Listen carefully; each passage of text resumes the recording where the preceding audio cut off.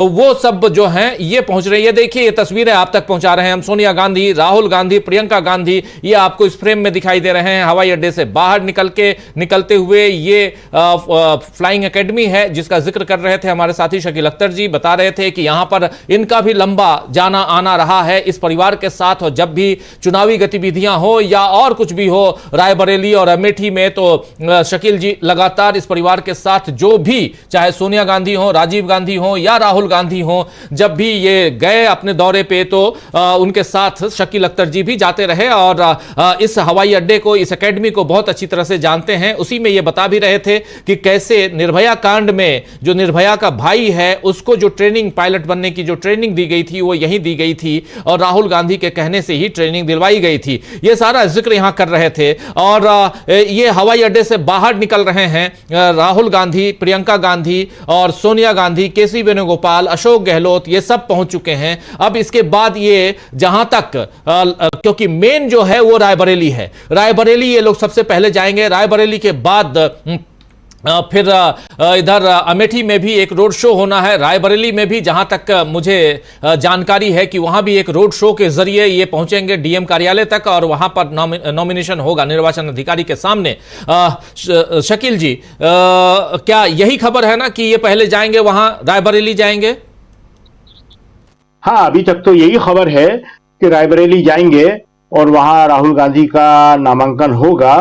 रायबरेली के लिए निश्चित ही तौर पे ये बड़ी बात है कि ये वहां पे जो है तीसरी पीढ़ी जो है वो चुनाव लड़ने जा रही है। फिरोज गांधी, इंदिरा गांधी, उसके बाद सोनिया गांधी और अब राहुल गांधी, ये तीसरी पीढ़ी है। और इसमें देखिए सबसे इंपॉर्टेंट बात यह है कि आप फिरोज गांधी के उस वक्त को देखिए कि 1952 और 1957 पहला चुनाव और दूसरा चुनाव, वो वहां पे उस वक्त वो चुनाव जीते थे। और उसके बाद में वो कॉन्स्टिट्यूंसी दूसरे कांग्रेसियों को, जिस तरह से अभी किशोरीलाल शर्मा को अमेठी दे दी गई थी। और 67 में फिर इंदिरा गांधी वापस आई और इंदिरा गांधी वहां से लगातार जीतती रही। सिर्फ एक चुनाव वो हारी है और पूरे देश में माहौल जो था सबको मालूम है कि 1977 का चुनाव कैसे हुआ था। न केवल इंदिरा गांधी हारी, संजय गांधी भी वो चुनाव हारे थे। और अभी जो हमने कल जो जिक्र किया और आज सुबह जो हमने लिखा भी है कि जो राहुल गांधी थोड़े से अमेठी से खफा थे, तो ऐसे ही संजय गांधी भी अमेठी से बहुत खफा थे 1977 में जब वो हारे थे। लेकिन 1980 में वो फिर वहां से लड़े और 1980 में जीते थे। और ये खफा होने पे एक बात और बता दें, शायद हमारे दर्शकों को अच्छी लगे ये, कि संजय गांधी का गुस्सा होना जो है वो दिखता भी था अपने नाना नेहरू की तरह। राहुल का गुस्सा होना जो है वो अपनी मां की तरह है, सोनिया जी की तरह, वो दिखता नहीं है। प्रियंका का गुस्सा होना भी अपनी दादी इंदिरा गांधी की तरह दिखता है। तो राहुल जो है अपने अंदर बड़े शांत स्वभाव के हैं और उनके जो भाव हैं उनको सामने आना थोड़ा मुश्किल होता है। लेकिन संजय गांधी जब हारे थे तो बड़े नाराज हुए थे, बड़े गुस्सा हुए थे वो, क्योंकि संजय गांधी इस तरह के थे कि वो बहुत मेहनत करते थे, बहुत काम करते थे और उनके पास जो कार्यकर्ता थे, जो टीम थी, वो उन पे बहुत विश्वास करती थी और संजय उनके लिए सब कुछ करने को हमेशा तैयार रहते थे।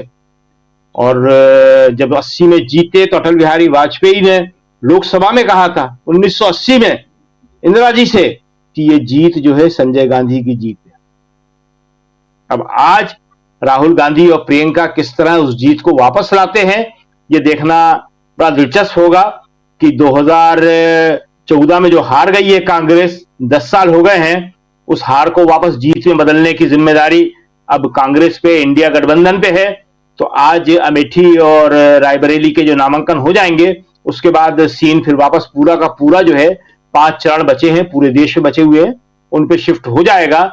और शायद कांग्रेस भी नहीं चाहती है कि अब अमेठी रायबरेली पे ज्यादा फोकस रहे, क्योंकि चुनाव जो है वो पूरे देश के हैं और पूरे देश के चुनाव में अमेठी रायबरेली भी 2 कॉन्स्टिट्यूंसी हैं। राहुल रायबरेली में ज्यादा समय देंगे नहीं, उनका लड़ने के बाद वहां कार्यकर्ता ही वो सारा का सारा रायबरेली संभालेंगे, जैसे सोनिया गांधी का संभालते थे। उस टाइम तो प्रियंका जी ज्यादा संभालती थी रायबरेली को। तो वही लोग संभालेंगे और राहुल वापस अपने जो है शेष भारत के चुनावी क्षेत्रों में चले जाएंगे। जी, प्रियंका संभालेंगी, इसलिए प्रियंका ने अभी थोड़ी देर पहले कहा भी है कि चुनाव का संचालन करने के लिए किसी न किसी को तो रहना होगा, इसलिए वो चुनाव नहीं लड़ रही हैं। तो उन्होंने साफ साफ बता भी दिया है, जतला भी दिया है कि चुनाव का संचालन वही करेंगी और इसलिए ये पूरा दोनों क्षेत्र रायबरेली और अमेठी, इन दोनों क्षेत्रों में अब आने वाले 20 दिनों तक, 20 तारीख को चुनाव है, तब तक आप प्रियंका गांधी को यहां डेरा डाले हुए देख सकते हैं। तो और इसके बाद अभी जैसे अभी थोड़ी देर पहले राहुल गांधी, प्रियंका गांधी, सोनिया गांधी, अशोक गहलोत, केसी वेणुगोपाल, ये तमाम नेता फुर्सतगंज हवाई अड्डे से रायबरेली और अमेठी के बीच का ये हवाई अड्डा और यहां से निकल के अब ये रायबरेली की ओर जा रहे हैं। रायबरेली में सबसे पहले 12 बजे नामांकन है इन लोगों का, उसके बाद अमेठी में 1 बजे नामांकन की बात है। केएल शर्मा अमेठी में नामांकन करेंगे, 1 बजे भी हो सकता है या 3 बजे भी हो सकता है। अमेठी का अभी पूरा फाइनल नहीं आया है, लेकिन रायबरेली में सबसे पहले ये जैसा कह भी रहे थे शकील जी कि रायबरेली में सबसे पहले इनका ही यानी राहुल गांधी पहले रायबरेली में नामांकन दाखिल करेंगे, उसके बाद फिर ये पहुंचेंगे अमेठी। तो रायबरेली और अमेठी, एक बार जरा अमलेंदु उपाध्याय जी आपके पास आना चाहता हूं, कैसे इसको देखा जाए? क्या यहां से जो प्रियंका गांधी ने कहा है कि संचालन के लिए आवश्यकता है कि कोई ना कोई रहे और हम संचालन कर रहे हैं और ये बता रही हैं प्रियंका गांधी, लेकिन ये अमेठी ये जी बिल्कुल बिल्कुल खड़गे के साथ। और लेकिन दूसरी तस्वीरें ये भी थोड़ी देर में हम दिखाते हैं कि प्रियंका गांधी उधर पहुंच चुकी हैं, केएल शर्मा के साथ वो उस पे हैं, मंच पे हैं, उस जो हम लोग देख रहे थे वो उसके इसमें रथ में वो तस्वीरें भी। और इधर ये देखिए खड़गे साहब, इधर ये दिल्ली की तस्वीरें और उधर अमेठी में भी गहमा गहमी है। तो ये निकल के अमेठी का वो जो रथ है, वो रथ वहाँ एयरपोर्ट पे पहुँचा है और उस रथ में सारे सवार हुए हैं। ये विजुअल सब धीरे धीरे हम आप तक भी पहुँचाएंगे। अमलेंदु जी। जी राजीव जी, देखिए प्रियंका गांधी ने जो कहा है, निश्चित तौर पर पहले भी रायबरेली और अमेठी दोनों के एक तरीके से चुनाव संचालन जो है वो प्रियंका गांधी ही करती रही हैं। शकील अख्तर जी ने हमारे कार्यक्रम में इस बात को कई बार बताया है कि किस तरीके से प्रियंका गांधी वहाँ लगातार जो है वो चुनाव संचालन करती थी, जनता के बीच वो रहती थी। अब भी प्रियंका गांधी के ऊपर यही जिम्मेदारी है कि अमेठी और रायबरेली दोनों सीटें जिता करके उनको भेजना है। तो ये जिम्मेदारी प्रियंका गांधी वहाँ रह करके बखूबी निभाएंगी और उसी के साथ साथ पूरे देश भर में भी जो कार्यक्रम है वो भी साथ साथ होते रहेंगे। यानी अब प्रियंका गांधी के ऊपर 2 जिम्मेदारियां हैं, एक तो राहुल गांधी के चुनाव का संचालन करना, अमेठी में चुनाव का संचालन करना और देश भर में जहाँ जहाँ भी उनकी डिमांड होती है वहाँ जाकर के कांग्रेस का प्रचार करना। ये 2 जिम्मेदारियाँ प्रियंका गांधी के ऊपर हैं और मुझे लगता है प्रियंका गांधी इस जिम्मेदारी को अच्छे तरीके से काफ़ी बखूबी निभाएंगी। और एक अच्छी रणनीति के तहत राजीव जी कांग्रेस ने यह फैसला लिया है कि प्रियंका गांधी को फ्री रखा गया है और जैसा कि संभावनाएं जताई जा रही हैं, जो कि बातें चल रही हैं कि रायबरेली जीतने के बाद राहुल गांधी वायनाड जो है छोड़ेंगे, वायनाड से फिर प्रियंका गांधी लोकसभा लड़ करके लोकसभा में आएंगी। तो ये भी चर्चाएँ जो हैं अब चलना शुरू हो गई हैं। कुल मिला के राजीव जी ये समझा जा सकता है कि प्रियंका गांधी जब वहाँ कैंप करेंगी अमेठी और रायबरेली में, तो उसके ज़रिए पूरा पूर्वांचल जो है उसको वहाँ से साधने की कोशिश कांग्रेस करेगी और एक मजबूत जो है समीकरण कांग्रेस और समाजवादी पार्टी का जो बना है उसको भी वहाँ जाकर के काफ़ी ज़्यादा मजबूती मिलेगी। तो ये राजीव जी समझा जा सकता है कि प्रियंका गांधी ने जो बात कही है वो निश्चित तौर पर समझी जा सकती है कि ये एक अच्छी रणनीति के तहत ये फैसला लिया गया कि प्रियंका गांधी फिलहाल चुनाव नहीं लड़ें, चुनाव का संचालन करें। राहुल गांधी के चुनाव का भी संचालन करना है, चूँकि राहुल गांधी की डिमांड बहुत ज़्यादा है, उनको पूरे देश भर में जाना है, देश भर में चुनाव प्रचार करना है, तो उनको वहाँ से एक तरीके से फ्री रखा जाए।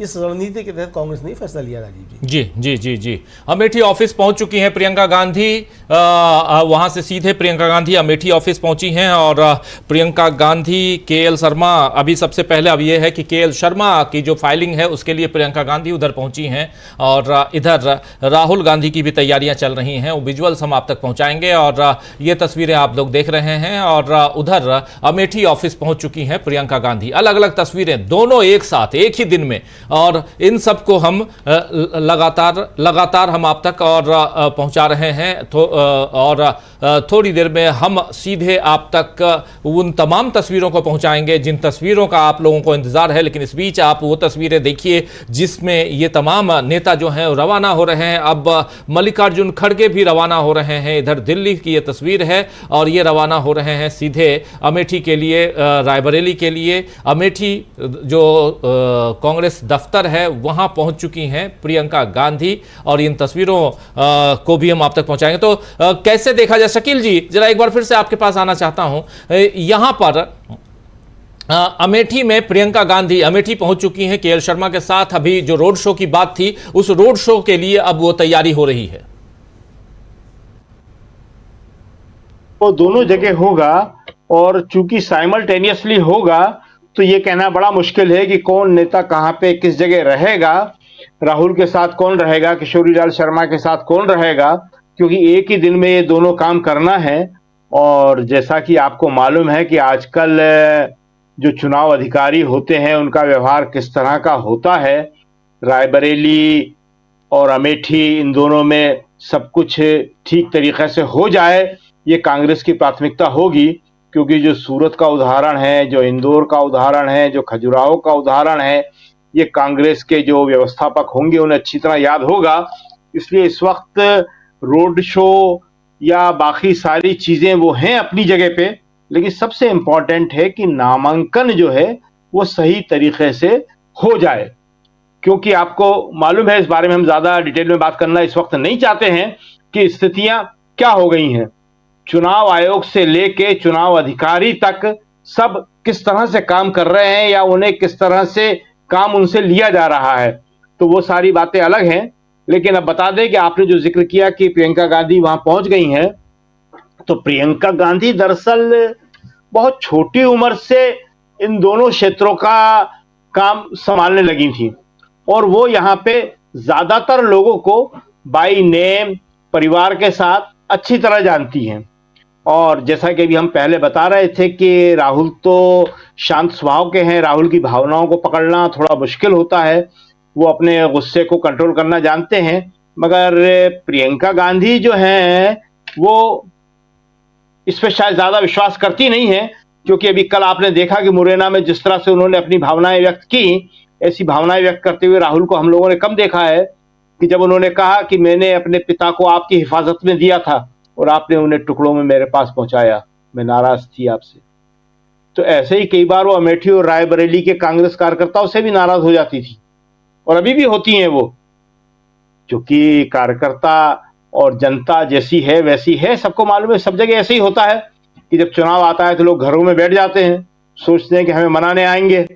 तो प्रियंका जाती हैं और वहां कहती हैं कि देखो मैं कहना नहीं चाहती, बताना नहीं चाहती, इतने में आदमी समझ जाता है कि फौरन बाहर निकल आओ, नहीं तो बता देंगी कि किस किस काम के लिए आए थे और कौन कौन से काम करवाए हैं। और कभी कभी जरूरत पड़ती है, कुछ बड़े नेता भी वहां रहे हैं। शकील जी रोकना चाहूंगा जरा। प्रियंका गांधी ने जो अभी कुछ कहा है मीडिया से, जरा सुन लेते हैं क्या कुछ कह रही हैं अमेठी पहुंच के प्रियंका गांधी। सुनिए। नमस्कार। जल्दी में हूँ क्योंकि मुझे रायबरेली भैया के नामांकन के लिए जाना है। आप सबको मालूम है कि किशोरी जी यहाँ से चुनाव लड़ेंगे। आप इनको मेरे ख्याल से आप शायद 35 या 40 सालों से जानते हैं। अमेठी की गली गली जानते हैं, गांव गांव जानते हैं, हर कार्यकर्ता को जानते हैं, पहचानते हैं और यहाँ की जो समस्याएं हैं, यहाँ की जो मुश्किलें हैं, उनको अच्छी तरह से जानते हैं। इन्होंने लगातार 40 सालों के लिए आपकी सेवा की है। मैंने खुद आंखों से देखा, मैं खुद यहाँ पे आपके साथ मैंने खुद काम किया और इस चुनाव में भी मैं इनके साथ कंधे से कंधा लगाकर चुनाव लड़वाएंगे। और आपसे ये उम्मीद रखती हूँ, मैं आपसे ये उम्मीद रखती हूँ कि आप भी हमारे साथ कंधे से कंधा लगाकर इस चुनाव को लड़वाएंगे और किशोरी जी को जिताएंगे। तो कंधे से कंधा मिलाकर इस चुनाव को में किशोरी लाल को, किशोरी जी को जिताएंगे, ये कह रही हैं प्रियंका गांधी। और प्रियंका गांधी अमेठी में, क्योंकि वो कह रही थी कि भैया का भी उधर नॉमिनेशन है तो जल्दी हमको वहां पहुंचना है, भागना है। और यहाँ ये साफ साफ दिखाई दे रहा है कि प्रियंका गांधी जो हैं वो जल्दबाजी में हैं, क्योंकि उधर राहुल गांधी का नॉमिनेशन भी है, उधर किशोरी लाल का भी है। शकील अख्तर जी, एक बार फिर से आपके पास आना चाहता हूं, इसको किस रूप में देखा जाए? प्रियंका गांधी और दो जगह है, इधर किशोरी जी के लिए भी और उधर राहुल जी के लिए, राहुल भैया के लिए भी है। इस परिवार का तरीका है। शेष भारत में प्रियंका राहुल बोलती हैं, लेकिन यहां पे वो भैया बोल रही हैं। इसी तरह 2004 में जब लेके आई थी वो, तो उन्होंने अमेठी से नामांकन भरवाने, ठीक यही सीन था, ऐसा ही था। और प्रियंका ने कहा था कि हूं तो मैं इनसे छोटी, हैं तो ये मेरे बड़े भाई, लेकिन आज मैं इनको लेके आई हूं और मैं आपको इनको सौंप रही हूं, इनको जिताना आपका काम है। तो अब ये जो किशोरी लाल की जिस तरह से उन्होंने सारी परिचय कराया या बात कराई या इंट्रोड्यूस कराया, वैसे तो किशोरी लाल शर्मा को सब जानते हैं, प्रियंका से थोड़ा पहले ही अमेठी और रायबरेली में आ चुके थे, लेकिन प्रियंका भी उसी वक्त में खरीद में आ गई थी, लेकिन प्रियंका उस टाइम बहुत छोटी थी।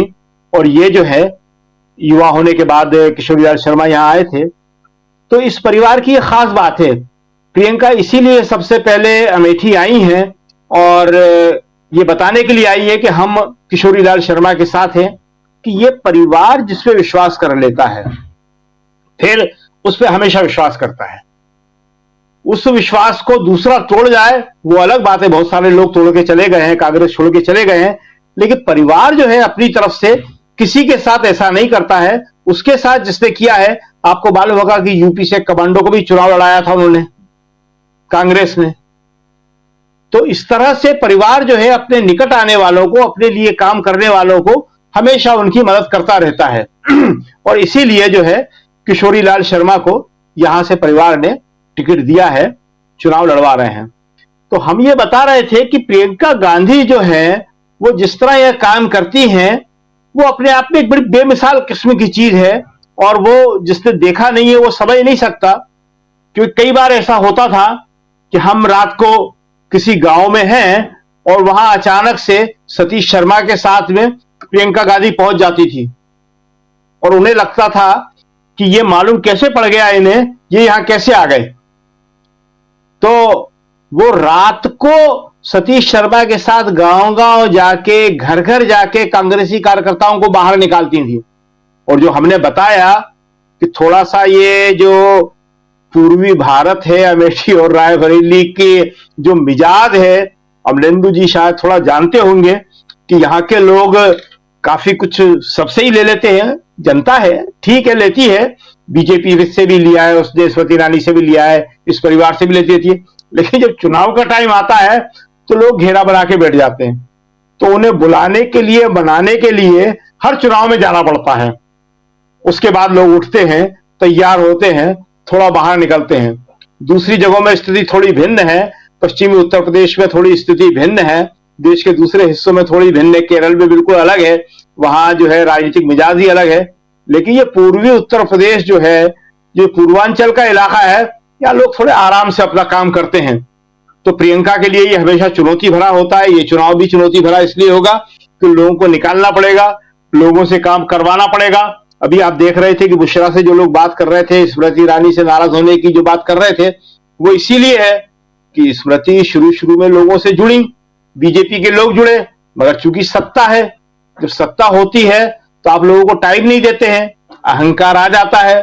स्मृति ईरानी का अहंकार तो वैसे ही सब लोग देखते ही रहते हैं कितना ज्यादा है। तो लोग जो है वहां पे ये बात सही है कि बीजेपी के भी बहुत नाराज है। अमेठी के अंदर जो लोग स्मृति ईरानी के साथ जुड़े थे, वो कुछ कारणों से कांग्रेस के कुछ व्यवस्थापकों के नाराज होने से स्मृति ईरानी से जुड़े थे। परिवार से नाराज नहीं थे लोग, 2019 में भी नाराज नहीं थे, लेकिन कुछ कारणों से, कुछ लोगों की वजह से वो स्मृति ईरानी से जुड़े थे और उसका नतीजा जो हुआ था, और वो 2014 में भी हमने बता दिया था, 2014 का चुनाव जो था वो राहुल के लिए टफ था, लेकिन उस वक्त यही प्रियंका गांधी जो आप स्क्रीन पे दिखा रहे हैं, यही वहां काम देख रही थी। राहुल उस वक्त भी पूरे देश में घूम के प्रचार कर रहे थे, लेकिन लास्ट दिन प्रचार के जायस में, जायस एक बहुत बड़ा कस्बा है, सबसे बड़ा कस्बा है अमेठी का, सिटी अब तो शहर कह सकते हैं, उसमें एक ज्वाइंट रैली निकाली थी प्रियंका ने राहुल के साथ, और उसने चुनाव को बदल दिया था। राहुल जीते थे, लेकिन 2019 तक वो टेम्पो जो है कांग्रेस जो है कायम नहीं रख पाई, और 2019 का परिणाम जो है वो अच्छा नहीं रहा राहुल के लिए। लेकिन राहुल भागे नहीं, जो ये बीजेपी प्रचार करती है, भाई 2024 तो लड़े ही थे ना ऑलरेडी वहां से, 2019 भी लड़े थे वहां से 2019 दोनों जगह से लड़े थे, वायनाड से और अमेठी से, और इस बार भी दोनों जगह से लड़ रहे हैं।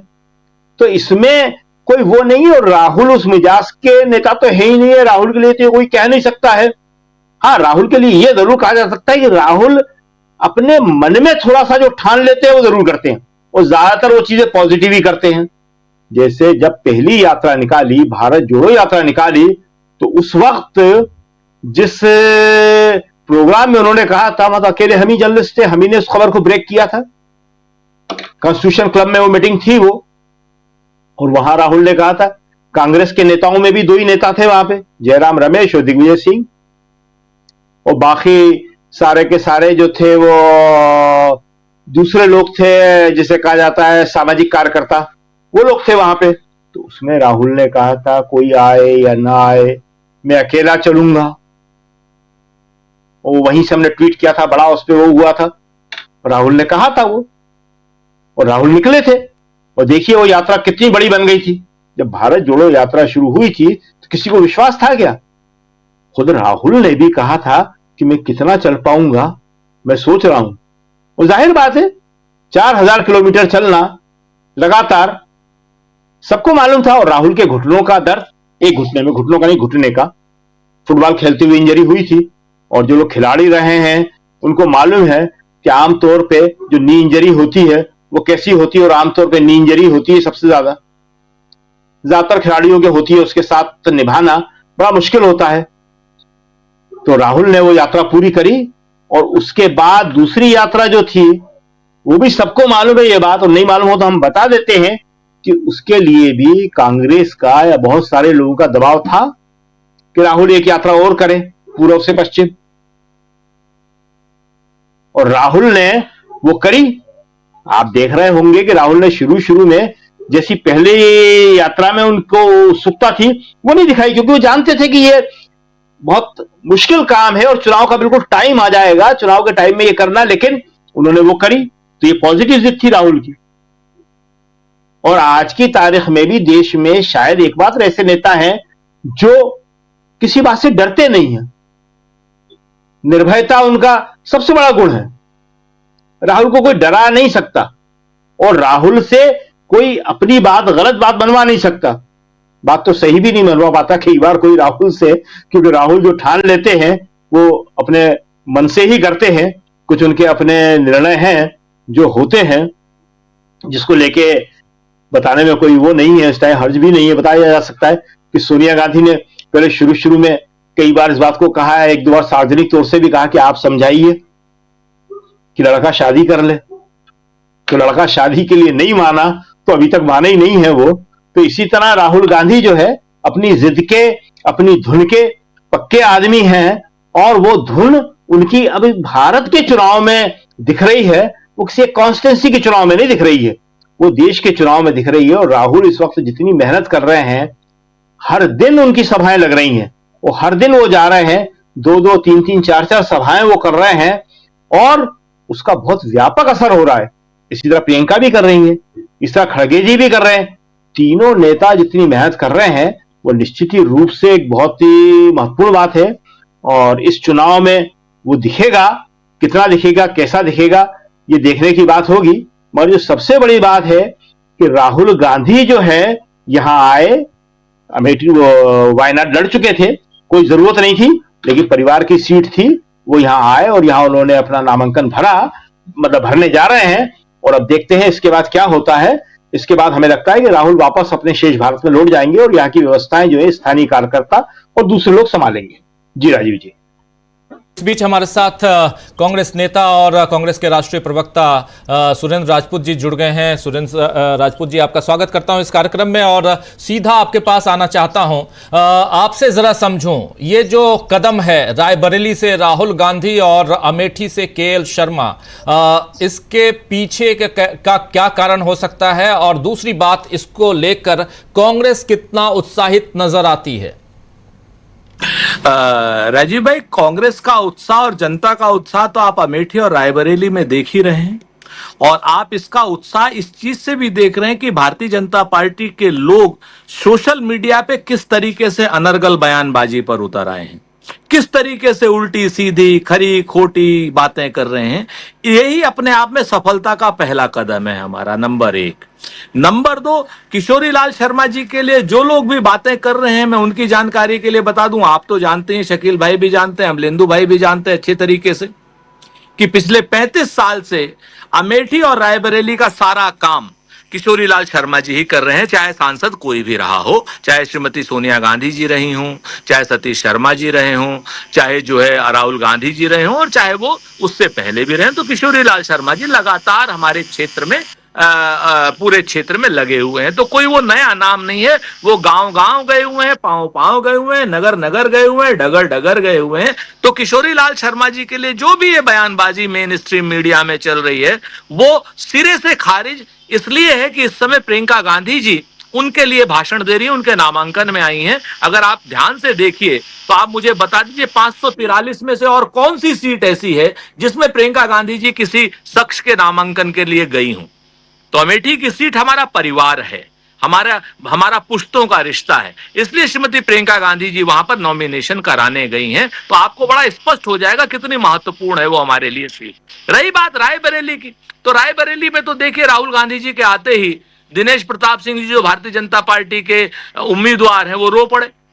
पूरी मीडिया में उनके वो रोने की वीडियो चल रही है। तो आप सामने से देखिए कि रायबरेली की सीट पर वो भारतीय जनता पार्टी और अमेठी की सीट पर भारतीय जनता पार्टी चुनाव हार चुकी है। इसके साथ साथ आसपास की सीटों पर, जैसे कन्नौज की सीट पर अखिलेश यादव जी के आ जाने से और रायबरेली की सीट पर श्री राहुल गांधी जी के आ जाने से आसपास की 8-8, 10-10 सीटों पर इसका व्यापक प्रभाव पड़ेगा। इससे मैं आपको आश्वस्त करता हूं, और आने वाले 1-2 दिन में आप अभी देखिएगा कि हमारे ऊपर और भी आक्रमण होंगे। भारतीय जनता पार्टी के लोग बिलो द बेल्ट और भी आक्रमण करेंगे, क्योंकि उनके पास और कोई काम ही नहीं रह गया। जब देश का प्रधानमंत्री ये कहने लगे कि आपकी 2 भैंसों में से 1 भैंस जो है वो कांग्रेस वाले ले जाएंगे, तो भाई 11 करोड़ की 5.5 करोड़ भैंसों का हम करेंगे क्या? हम तो अमेठी से भी भैंस को जो है कोशिश कर रहे हैं कि अब यहां से आप निकलिए भाई यहां पे। दूसरी बात, जो राहुल गांधी जी ने कल बड़ा स्पष्ट कहा कि हम गाय भैंस जिसकी है उसकी ही रहेंगी, हम तो 2 गधों को फोकस कर रहे हैं। तो आज बड़ी स्पष्ट स्थिति है कि जो जिस तरीके से एक बिलो द बेल्ट कमेंट आते जा रहे हैं भारतीय जनता पार्टी के वरिष्ठ नेताओं के भी, हम उनके कमेंटों का जवाब नहीं देना चाहते, मजबूरी में देना होता है। तो जिस तरीके से तो उससे बहुत क्लियर हो रहा है कि वो ग्राउंड को लूज कर रहे हैं।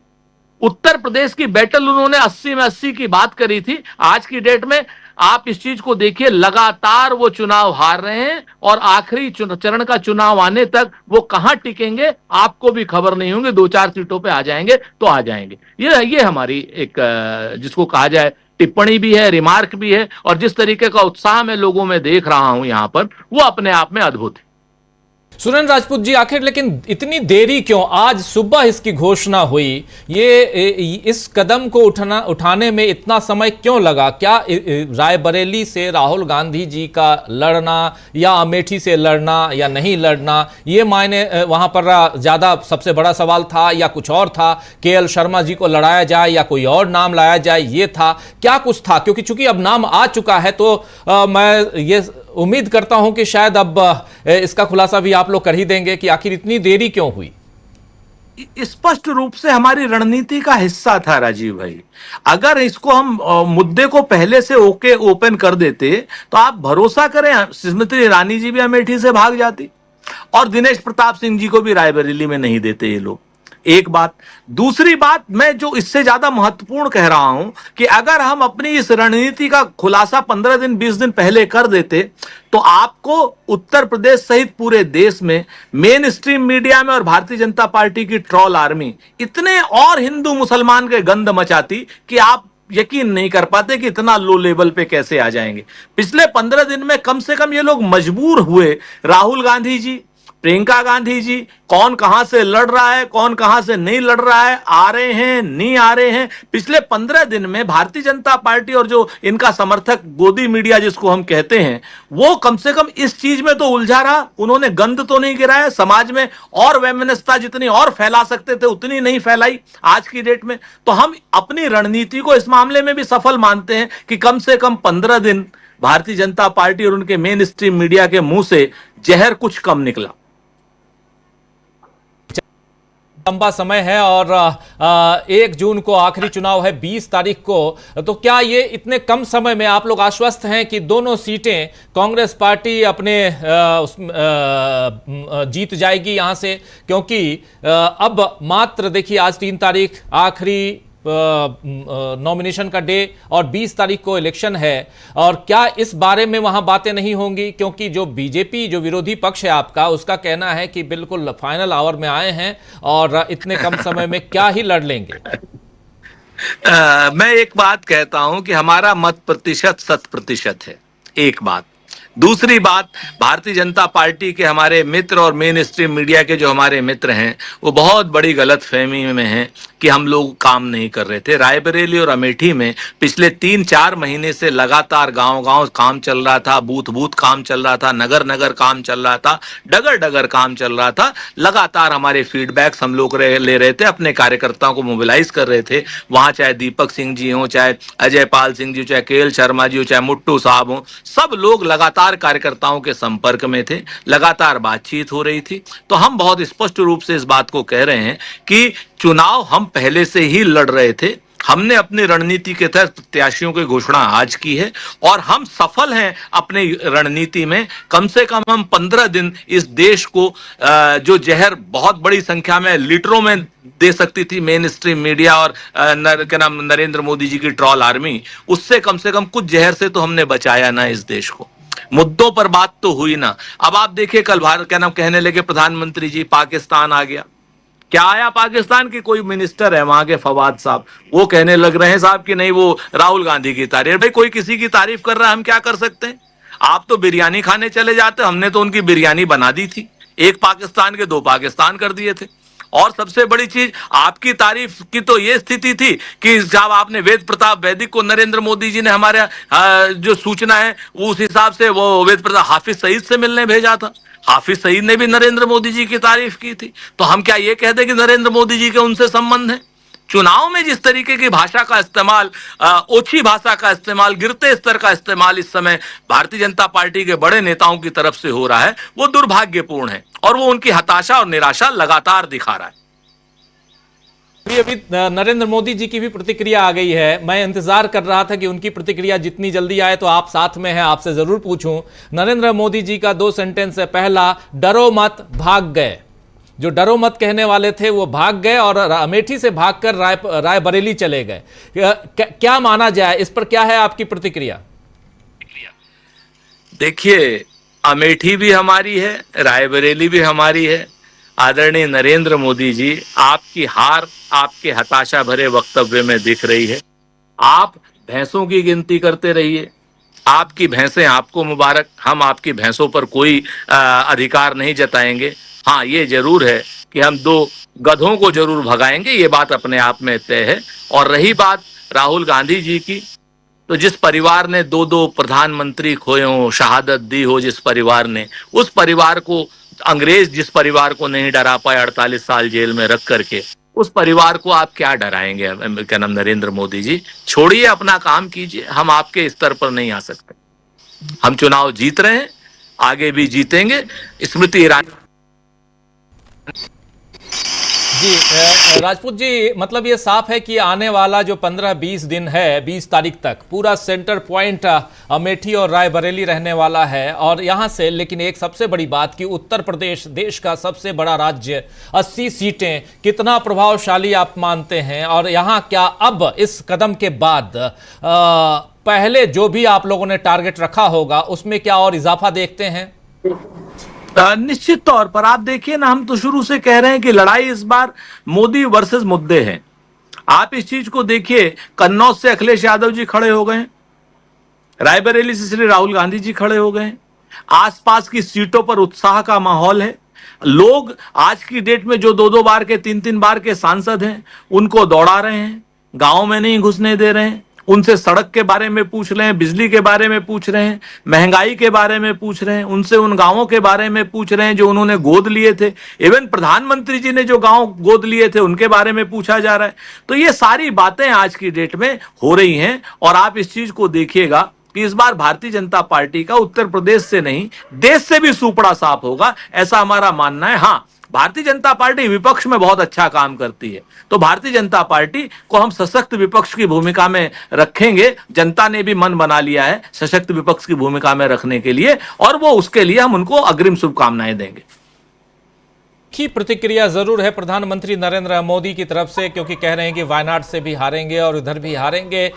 इसका मतलब है कि एक बहुत तेज हलचल हो चुकी है। और खासकर रायबरेली और अमेठी का जो फैसला था वो फैसला देर ही सही, लेकिन कहा जा रहा है कि ये दुरुस्त फैसला है। थोड़ा सा आप बने रहिए हमारे साथ, एक छोटी सी प्रतिक्रिया लेना चाहता हूं प्रशांत टंडन जी से। बहुत देर से मुस्कुरा रहे हैं प्रशांत जी, कैसे देखा जाए, कैसे देखा जाए? और तुरंत जल्दी से आता हूं सुरेंद्र राजपूत जी के पास में, थोड़ा 5 मिनट का समय आपसे और लूंगा। प्रशांत जी।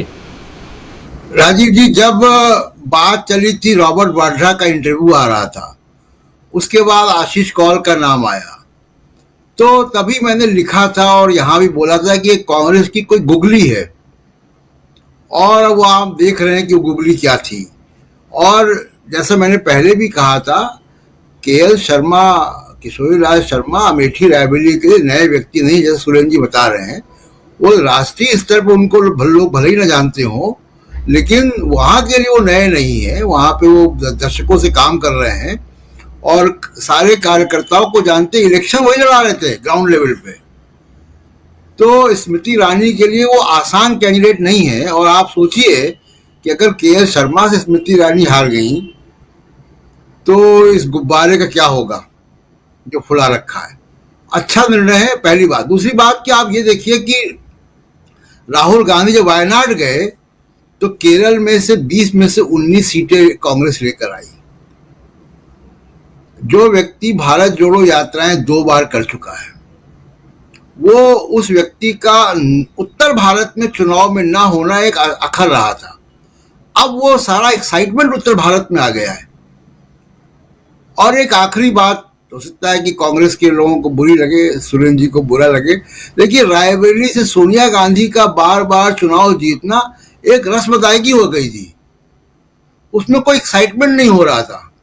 अब यहां पे एक्साइटमेंट आएगा, और वो एक्साइटमेंट आसपास की कम से कम अवध और पूर्वी उत्तर प्रदेश की कई सीटों को प्रभावित करेगा। राजीव जी, कई सीटों को, वही ये सबसे इंपॉर्टेंट है कि कई सीटों को, ये सीट रायबरेली की सीट, अमेठी की सीट जो है प्रभावित करने वाली है। और सबसे बड़ा, क्योंकि राहुल गांधी के बारे में तो रायबरेली से सब कह रहे हैं कि जीतेंगे, केएल शर्मा के बारे में आप तमाम साथी कह रहे हैं, और सुरेंद्र राजपूत जी बिल्कुल आश्वस्त हैं कि उनकी भी जीत पक्की होगी। लेकिन अगर उनकी जीत होती है तो ये कितना बड़ा कदम कांग्रेस के लिहाज से, और यहां से स्मृति ईरानी जो अभी से सुबह से सुन रहा हूं कि राहुल गांधी नहीं बल्कि उनके एक कार्यकर्ता ने हरा दिया, ये 4 जून को आप लोग देखेंगे। ये बातें अभी से चलने लगी हैं, एक अलग अंदाज में चलने लगी हैं। जरा मैं समझता हूं कि बहुत जल्दबाजी में हैं सुरेंद्र राजपूत जी, एक आखिरी सवाल जरूर लेना चाहूंगा कि यहां उत्तर प्रदेश, उत्तर भारत का जो जिक्र कर रहे थे अभी हमारे साथी प्रशांत टंडन जी, यहां उत्तर भारत के लिहाज से ये दोनों सीटें, और उसके बाद क्योंकि अभी देखिए उत्तर प्रदेश में भी 7 चरणों में मतदान है, बिहार में भी 7 चरणों में मतदान है और वेस्ट बंगाल में भी 7 चरणों में मतदान है। हम ये ना भूलें कि 20 तारीख ही, उसके बाद 25 और 1 तारीख भी है। उस लिहाज से इस चुनाव को मतलब अमेठी और रायबरेली को कैसे देखा जाए, और क्या अब क्योंकि प्रियंका गांधी ने कहा है कि एक आदमी कोई एक संचालन के लिए होना चाहिए, तो क्या अब हम प्रियंका गांधी को इन दोनों सीटों पर केंद्रित देखेंगे, या प्रियंका अभी जितना कर रही थी, दूसरे हर राज्यों में जा रही थी, वैसे देखेंगे? कैसे देखा जाए इसके आगे प्रियंका गांधी को खासकर? बड़ा पुराना, जब आजादी के समय में एक नारा चलता था, आप सब प्रशांत जी को भी याद होगा, शकील भाई को याद होगा, कि करते भी चलो बढ़ते भी चलो, बाजू भी बहुत हैं सर भी बहुत, और चलते ही चलो कि अब डेरे मंजिल पे ही डाले जाएंगे। हम आपको बहुत स्पष्ट बता दें, ये चुनाव 2024 का बहुत महत्वपूर्ण चुनाव है, क्योंकि ये चुनाव संविधान को और लोकतंत्र को बचाने के लिए चुनाव है। इस चुनाव में आज की डेट में मात्र सत्ता हस्तांतरण का चुनाव नहीं है, लोकतंत्र, संवैधानिक संस्थाएं, संविधान, इन सब को बचाने का चुनाव है, और आरक्षण को ही नहीं खाली बचाने का चुनाव है। मैं आपको फिर से कह देता हूं, मैं क्या नाम, शकील भाई और प्रशांत जी जैसे सीनियर लोग और अमलेंदु भी बैठे हुए हैं, तो मैं आपको बताऊं, ये मेरे और आपके हक हकूक को बचाने का चुनाव है, खाली आरक्षण को बचाने का चुनाव नहीं है। संविधान अगर है तो मेरे हक सुरक्षित हैं। आज की डेट में मुझसे मेरी किडनी कोई नहीं मांग सकता, आप यकीन करें, मुझसे मेरी किडनी कोई नहीं मांग सकता। मैं पुलिस में चला जाऊंगा, मैं कोर्ट में चला जाऊंगा, लेकिन अगर संविधान ही नहीं रहेगा तो कोई भी ताकतवर आदमी आएगा और कहेगा कि भाई इसकी किडनी लाओ, मुझे जरूरत है। आप इस चीज को समझ, बड़ी छोटी सी बात कह रहा हूं, कल की डेट में मैं अपनी पत्नी के साथ, बच्चों के साथ कार के निकल रहा हूं, कोई भी ताकतवर आदमी आएगा, कोई सेना वाला आएगा और कहेगा इसकी कार छीन लो, इसके पत्नी बच्चों के साथ इसको पैदल भेज दो, चूंकि संविधान नहीं है। तो संविधान को बचाने का चुनाव है। इस संविधान को बचाने के चुनाव में हमारे पास जो सीमित संसाधन है, उस सीमित संसाधनों में प्रियंका गांधी जी हमारा अखिल भारतीय चेहरा है। हर जगह पे वो काम करेंगी, रायबरेली और अमेठी में विशेष रूप से काम करेंगी। परिवार लड़ रहा है। केएल शर्मा जी के लिए मैं एक बात और बता दूं, केएल शर्मा जी श्रीमती शीला कौल जी के पौत्र भी हैं। ऐसा नहीं है कि वो परिवार का हिस्सा नहीं, वो हमारे ही परिवार का हिस्सा है, फर्स्ट फैमिली का ही हिस्सा है वो, जो केएल शर्मा साहब हैं। ये भी अपने आप में एक सच है। तो लेकर के ये सारी चीजें भारतीय जनता पार्टी वाले, नरेंद्र मोदी जी जितना भी अनर्गल प्रलाप कर ले, स्मृति ईरानी जी भी जितना अनर्गल प्रलाप कर ले, हम स्मृति ईरानी जी को ससम्मान कहना चाहते हैं कि 4 जून को आपकी विदाई गाजे बाजे के साथ करेंगे, गाजे बाजे के साथ, ढोल नगाड़ों के साथ हम आपको भेजेंगे और पूरे सम्मान के साथ भेजेंगे। हम इधर उधर की बातें आपकी तरीके से नहीं करते। हम 13 रुपए किलो चीनी की बात नहीं करते। हम अमेठी से फूड पार्क छीनने की बात नहीं, फूड पार्क देने की बात करेंगे। हम अमेठी को कागज का कारखाना देने की बात करेंगे। हम एचएएल में का प्रोडक्शन 4 गुना करने के लिए सारा प्रयास करेंगे, ताकि एचएएल में 4 गुना कर्मचारी और अमेठी के लगे।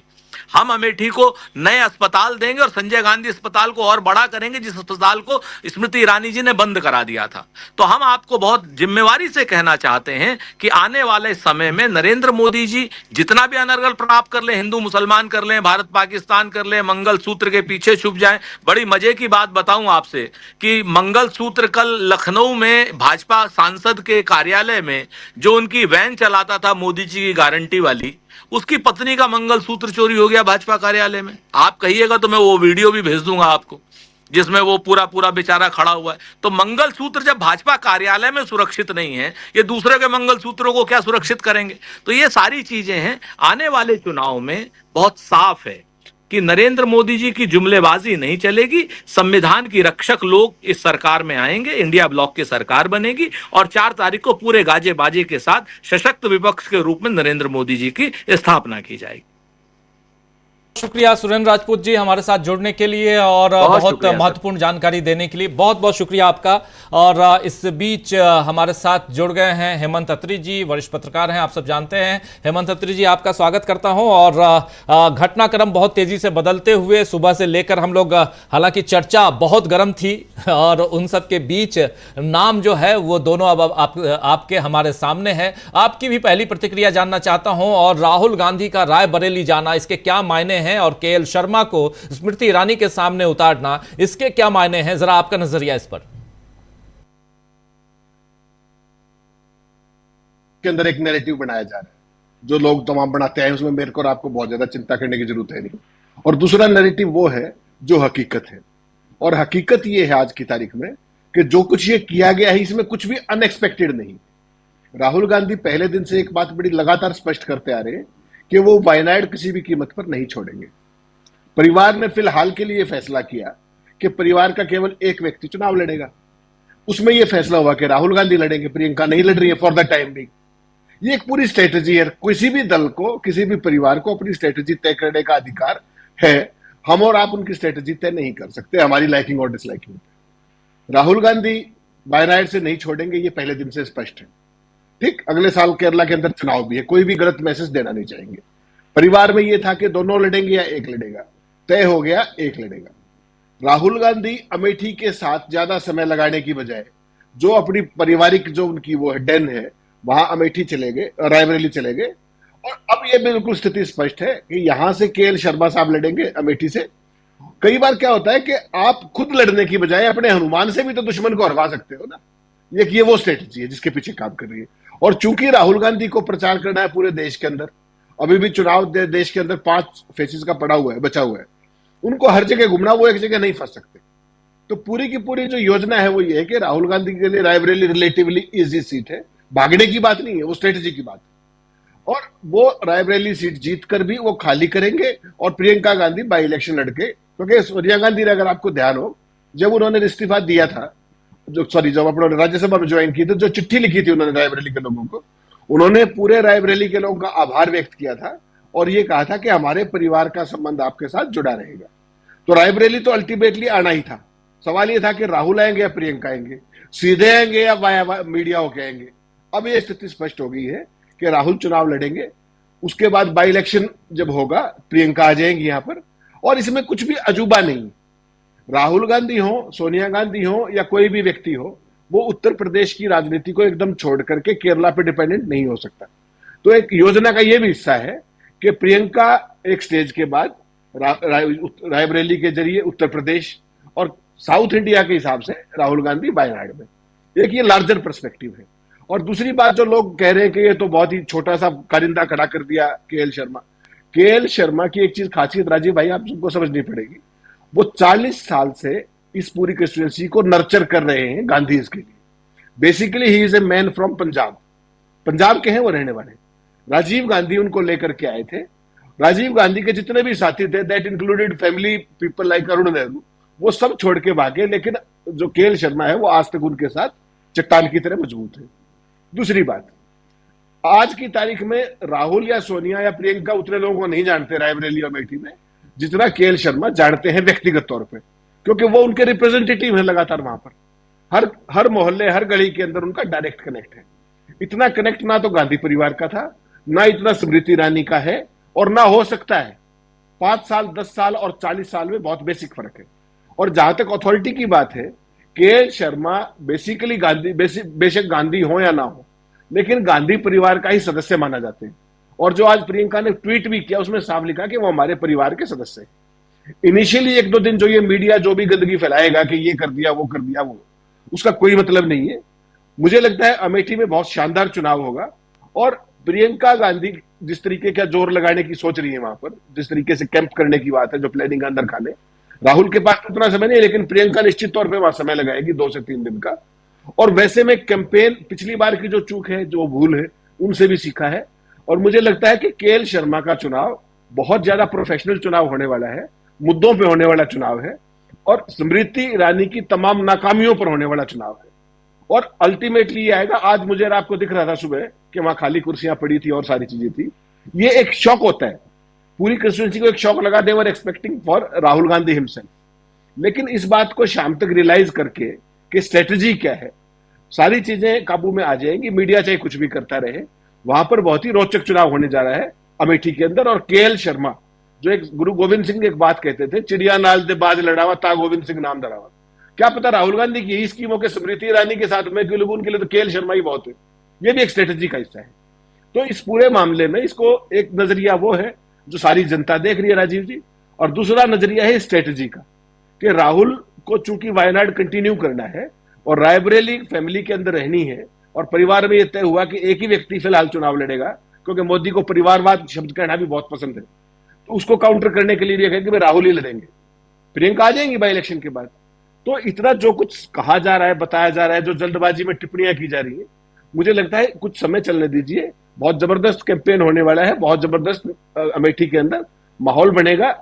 बहुत ज्यादा एंटी इनकम्बेंसी स्मृति ईरानी के खिलाफ बहुत बड़े बड़े सपने दिखा के आई थी।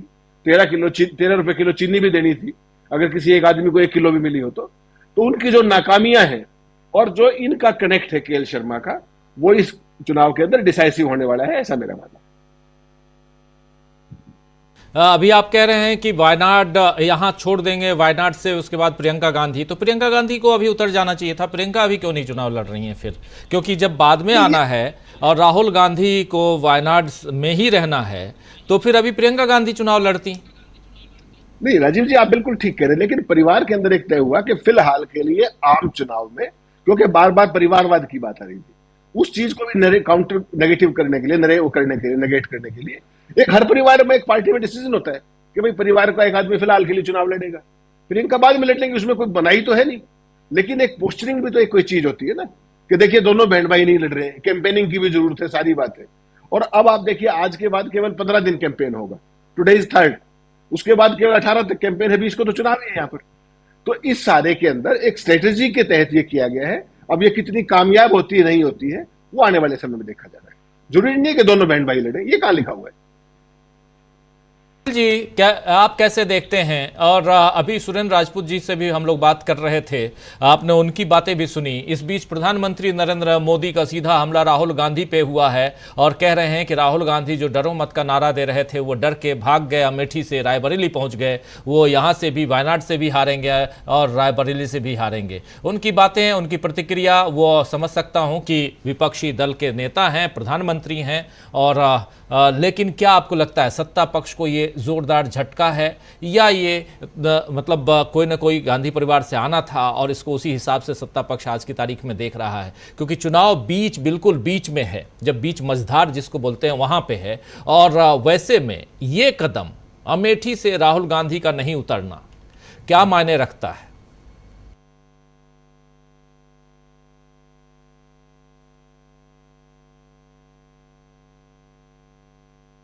किससे पूछ रहे हैं?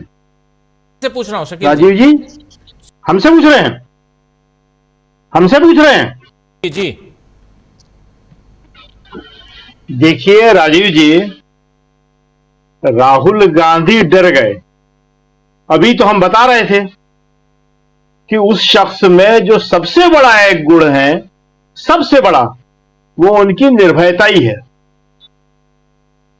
राहुल ने कभी नहीं कहा कि कह देना अपने मुख्यमंत्री से मैं यहां से जिंदा वापस जा रहा हूं। और सिर्फ राहुल में नहीं, इस परिवार में मोतीलाल नेहरू से लेकर जवाहरलाल नेहरू, इंदिरा गांधी, राजीव गांधी, कल क्या बता रही थी प्रियंका? यही बता रही थी ना कि मैंने अपने पिता को सौंपा और उस पिता को टुकड़ों में उठा के लाई। 19 साल की लड़की में वो हिम्मत थी। और उससे पहले इन दोनों भाई बहनों ने अपनी दादी इंदिरा गांधी के छलनी हुए सीने को, उस शव को भी देखा था। डरने का तो इस परिवार में सवाल ही उठता। नेहरू 12 साढ़े 13 साल के करीब जेलों में रहे। एक बार तो मोतीलाल नेहरू भी घबरा गए थे। उस कांड का बड़ा बीजेपी वाले जिक्र करते हैं, जो पूरी तरह झूठ है।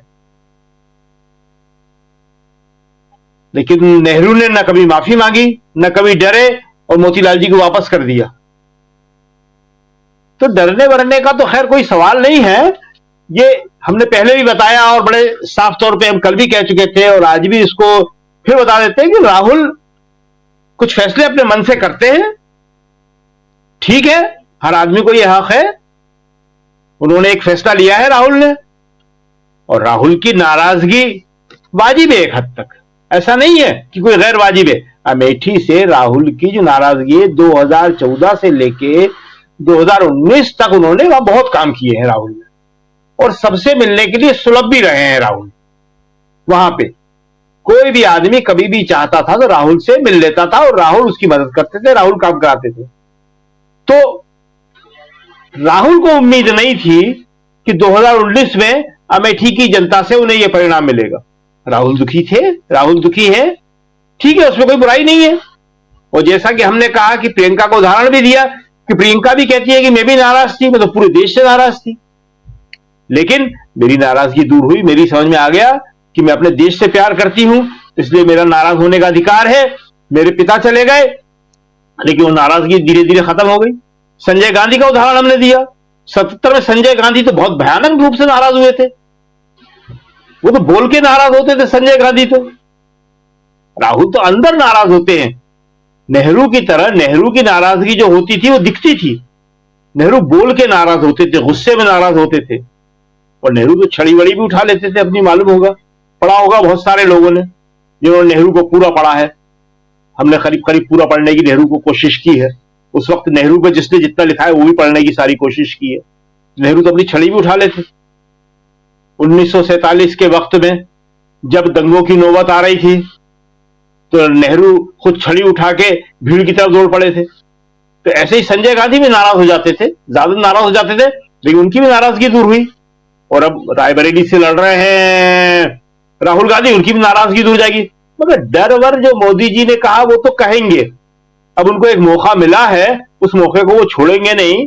फिलहाल कुछ समय तक वो नैरेटिव अब चलेगा, वो जो एक धुन होती है वो धुन बजेगी अभी, लेकिन वो धुन असली नहीं है।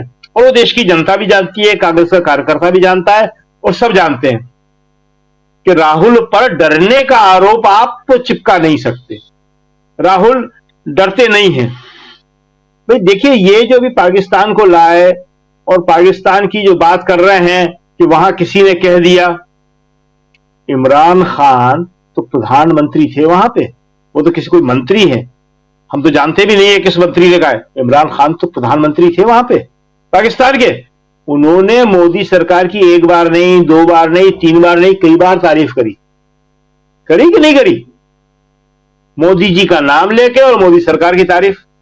कांग्रेस ने तो कभी नहीं कहा कि पाकिस्तान चाहता है कि मोदी जीते यहां पे। ये तो इशू को डाइवर्ट करने के लिए मोदी जी ये सारी बातें करेंगे। और इशू को डाइवर्ट कौन करता है? जिसको डर लगता है, जिसको खतरा होता है। जैसे हमने बताया ना, कह देना अपने मुख्यमंत्री से, पंजाब में कहा था। हम किसी की बहादुरी को या किसी को चैलेंज नहीं कर रहे, करना भी नहीं चाहिए। सबका अपना अपना तरीका होता है, सबका अपना अपना एक वो होता है। लेकिन आजादी के आंदोलन में, जिसको अब ये मानने को तैयार नहीं है, कहते हैं कि देश तो 2014 के बाद स्वतंत्र हुआ, उसमें इन कांग्रेसी लोगों के नेतृत्व में ही तो हमने एक साहस को देखा देश में, और साहस को भरा, गांधी ने भरा था। देश तो जैसा था वैसा था, जनता तो जैसी थी वैसी थी। उस देश में हिम्मत और साहस की, जिसे कहते हैं, मशाल किसने जलाई? वो तो गांधी ने जलाई, उसके बाद नेहरू ने जलाई, साथ में भगत सिंह ने जलाई, सुभाष चंद्र बोस ने जलाई। और फिर बता दें, वैसे बताया होगा हमने, पता नहीं लोगों को याद है कि नहीं, फिर बता दें कि देश के सबसे बड़े क्रांतिकारी शहीद आजम भगत सिंह ने क्या लिखा था? लिखा है, ये बोला हुआ नहीं है कि जिसको आप कह दें कि कहां बोला था, लोग मांग लगते हैं लिंक दो। ये तो लिखा हुआ है पत्रिका में, क्रांति नाम की पंजाबी पत्रिका में। उन्होंने कहा कि देश के नौजवानों का आदर्श जो है जवाहरलाल हो सकता है। और किससे तुलना करते हुए लिखा था? देखिए, सुभाष चंद्र बोस से, जो खुद में बड़े क्रांतिकारी नेता थे। भगत सिंह ने ये लिखा, कागज के ऊपर लिखा हुआ लेख है उनका ये। उन्होंने लिखा कि भावुक हैं सुभाष चंद्र बोस, बहुत अच्छे नेता हैं, लेकिन जिस तरह देश की समस्याओं को जवाहरलाल उठा रहे हैं, देश को आगे बढ़ाने की बात कर रहे हैं, प्रगतिशीलता की बात कर रहे हैं, वो युवकों के लिए काम में आने वाली चीजें, उससे प्रेरणा लेना चाहिए। और हिंदुस्तान के युवा को अपना आदर्श, अपना नेता नेहरू को जवाहरलाल को मानना, जवाहरलाल कहते थे, नेहरू तो अब हम लोग कहने लगे, जवाहरलाल को मानना चाहिए। तो ये परिवार या ये कांग्रेस, ये कब कहां किससे डरे हैं? और अभी बात हो रही थी, शकील जी थोड़ा रोकना चाहूंगा। संजय राउत ने इस पर प्रतिक्रिया दी है, राहुल गांधी के और रायबरेली और अमेठी दोनों पर संजय राउत की प्रतिक्रिया। शिवसेना उद्धव गुट के नेता हैं, राज्यसभा सांसद हैं, उनकी प्रतिक्रिया आई है, जरा सुन लेते हैं क्या कुछ कह रहे हैं। राहुल गांधी डरने वाला आदमी नहीं है। राहुल गांधी वायनाड से लड़ते हैं, वायनाड से जीतते हैं, लेकिन हम सबकी इच्छा आग्रह रहा कि गांधी परिवार से कोई ना कोई उत्तर प्रदेश से लड़ना चाहिए, चाहे अमेठी हो चाहे रायबरेली हो। सोनिया जी ने राहुल जी को जो सूचना की है कि आपको लड़ना है रायबरेली से, उसका हम स्वागत करते हैं। रायबरेली ये इंदिरा गांधी जी के जमाने से पूरा नेहरू परिवार रायबरेली से लड़ता आया है, एक परंपरा है रायबरेली की। अमेठी तो आप कोई भी जीत जाएगा। केएल शर्मा जी है, ये केएल शर्मा जी ये गांधी परिवार के एक सदस्य है। इस बार स्मृति ईरानी लोकसभा नहीं जा रही है, केएल शर्मा जाएंगे। तो ये सुन रहे थे आप, सीधा इस बार स्मृति ईरानी नहीं जा रही हैं, केएल शर्मा जाएंगे। तो ये अपने आप में मतलब इंडिया गठबंधन की जो मजबूती है वो यहाँ दिखाई दे रही है। एक बार प्रशांत टंडन जी आपके पास आता हूँ। प्रशांत जी, प्रतिक्रियाएं आएंगी कांग्रेस के तरफ, जो है कांग्रेस की तरफ नजरें सबकी टिकी हुई हैं, खासकर इंडिया गठबंधन के दूसरे नेताओं की।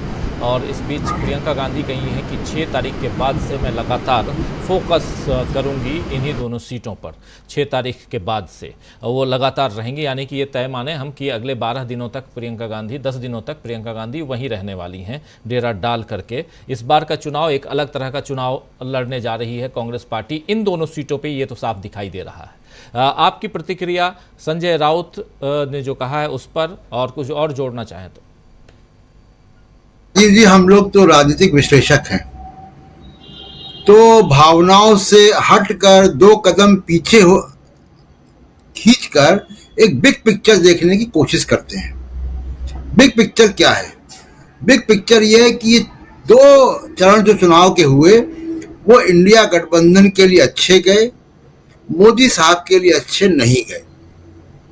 चिंतित हैं, मशाल लेके मोदी जी ढूंढ रहे हैं मुद्दे, लेकिन उनको मुद्दे मिल नहीं रहे। अंततः हिंदू मुसलमान पाकिस्तान पे वो आ गए। 400 की बात करते करते 272 पे आ गए। अब अगर अमेठी से रायबरेली, अमेठी से राहुल गांधी, स्मृति ईरानी होता तो ये पूरा मीडिया अब बचे हुए चरणों पे, यानी जब अमेठी में चुनाव होता तब तक राहुल गांधी स्मृति ईरानी करता।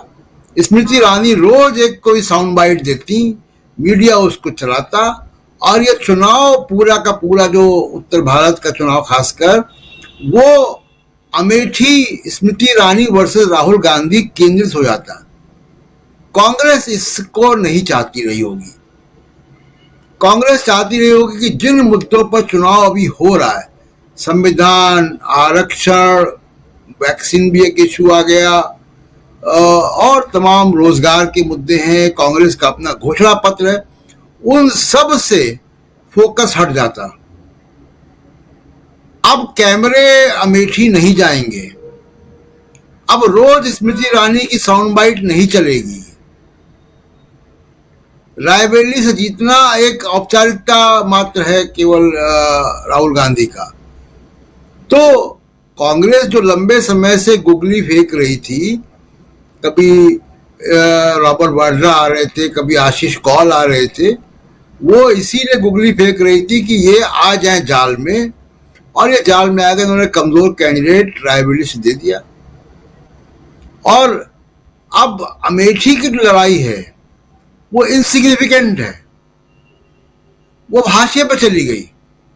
ये तकलीफ मोदी जी की है, क्योंकि वो तो मुद्दे ढूंढ रहे थे। अगले 2 चरण इससे प्रभावित होते राहुल गांधी वर्सेस स्मृति ईरानी पे। कांग्रेस इससे निकल गई बहुत साफ तरीके से, और बहुत अच्छा किया।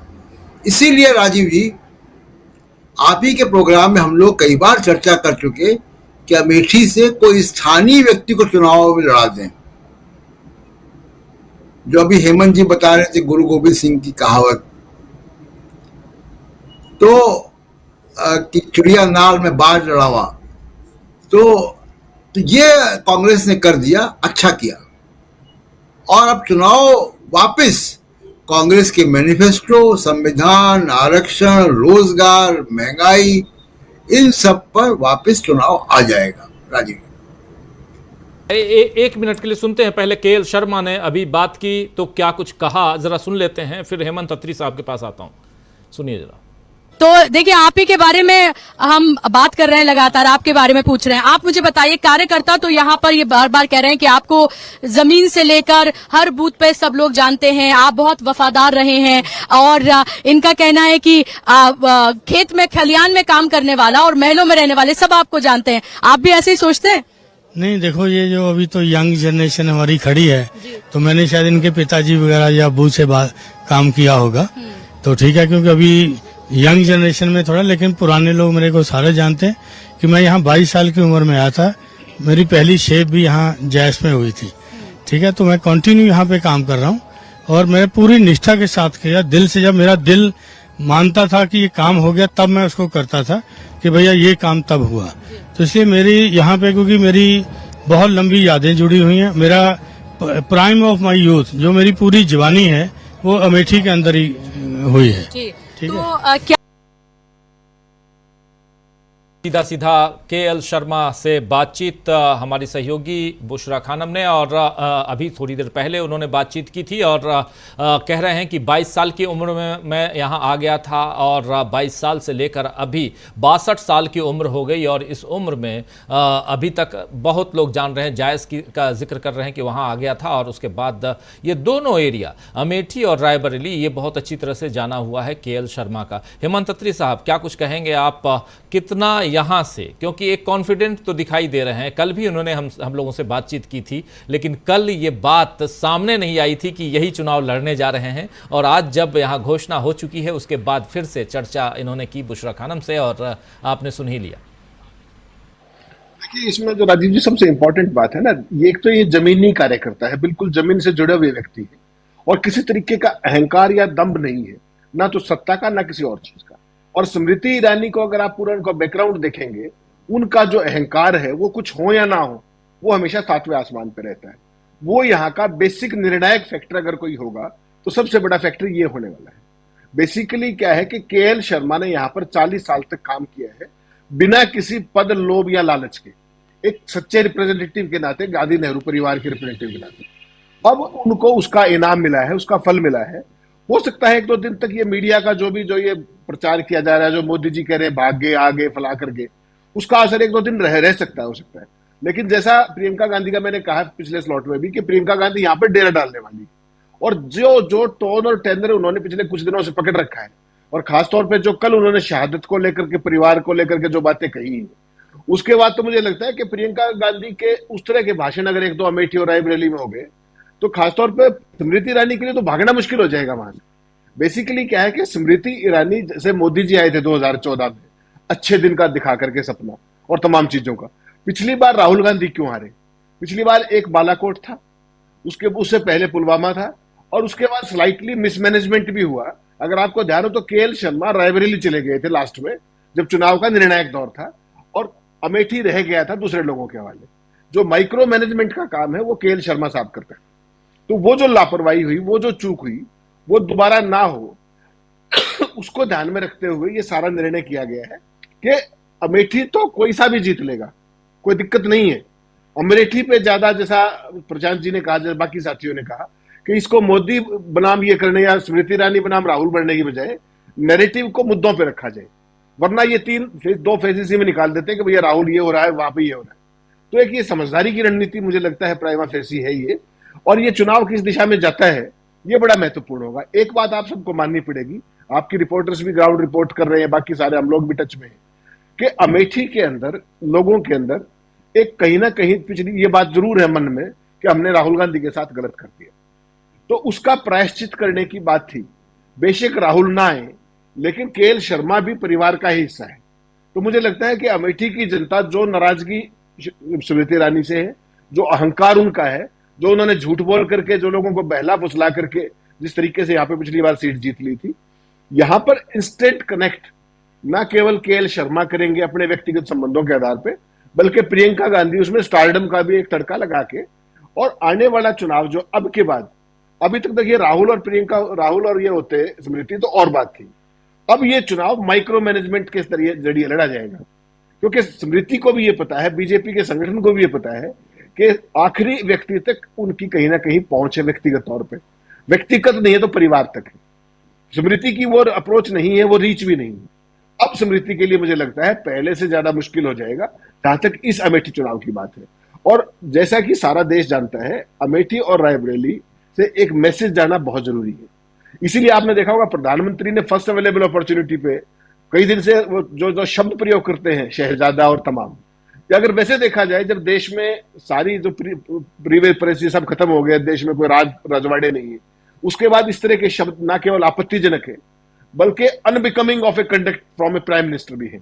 प्रधानमंत्री की जो लगातार भाषा है पहले दिन से, जिस तरीके के झूठ और फ्रेब के जरिए वो वोट मांगना चाह रहे हैं, 10 साल के सत्ता के बाद राजीव जी अपनी अचीवमेंट्स के ऊपर वोट मांगनी चाहिए, अपने भावी कार्यक्रम के ऊपर मांगनी चाहिए। मुझे आप एक सभा बता दीजिए जहां प्रधानमंत्री ने अपनी किसी अचीवमेंट पर वोट मांगी। कल वो पाकिस्तान को ले आए। पाकिस्तान का प्रयोग तो हर बार डायरेक्टली और इनडायरेक्टली, अगर आपको याद हो, तो बीजेपी करती आई है। आप भूल गए क्या कारगिल कोई कुछ कहता रहे, मैंने तो डिफेंस कवर किया है 20 साल। कारगिल आजाद भारत के इतिहास की सबसे बड़ी इंटेलिजेंस फेलियर था, लेकिन लोगों की भावनाओं पर आज से 25 साल पहले, आज के दिन ही कारगिल शुरू हुआ था, आपको ध्यान हो तो 99 में, आज ही का दिन था।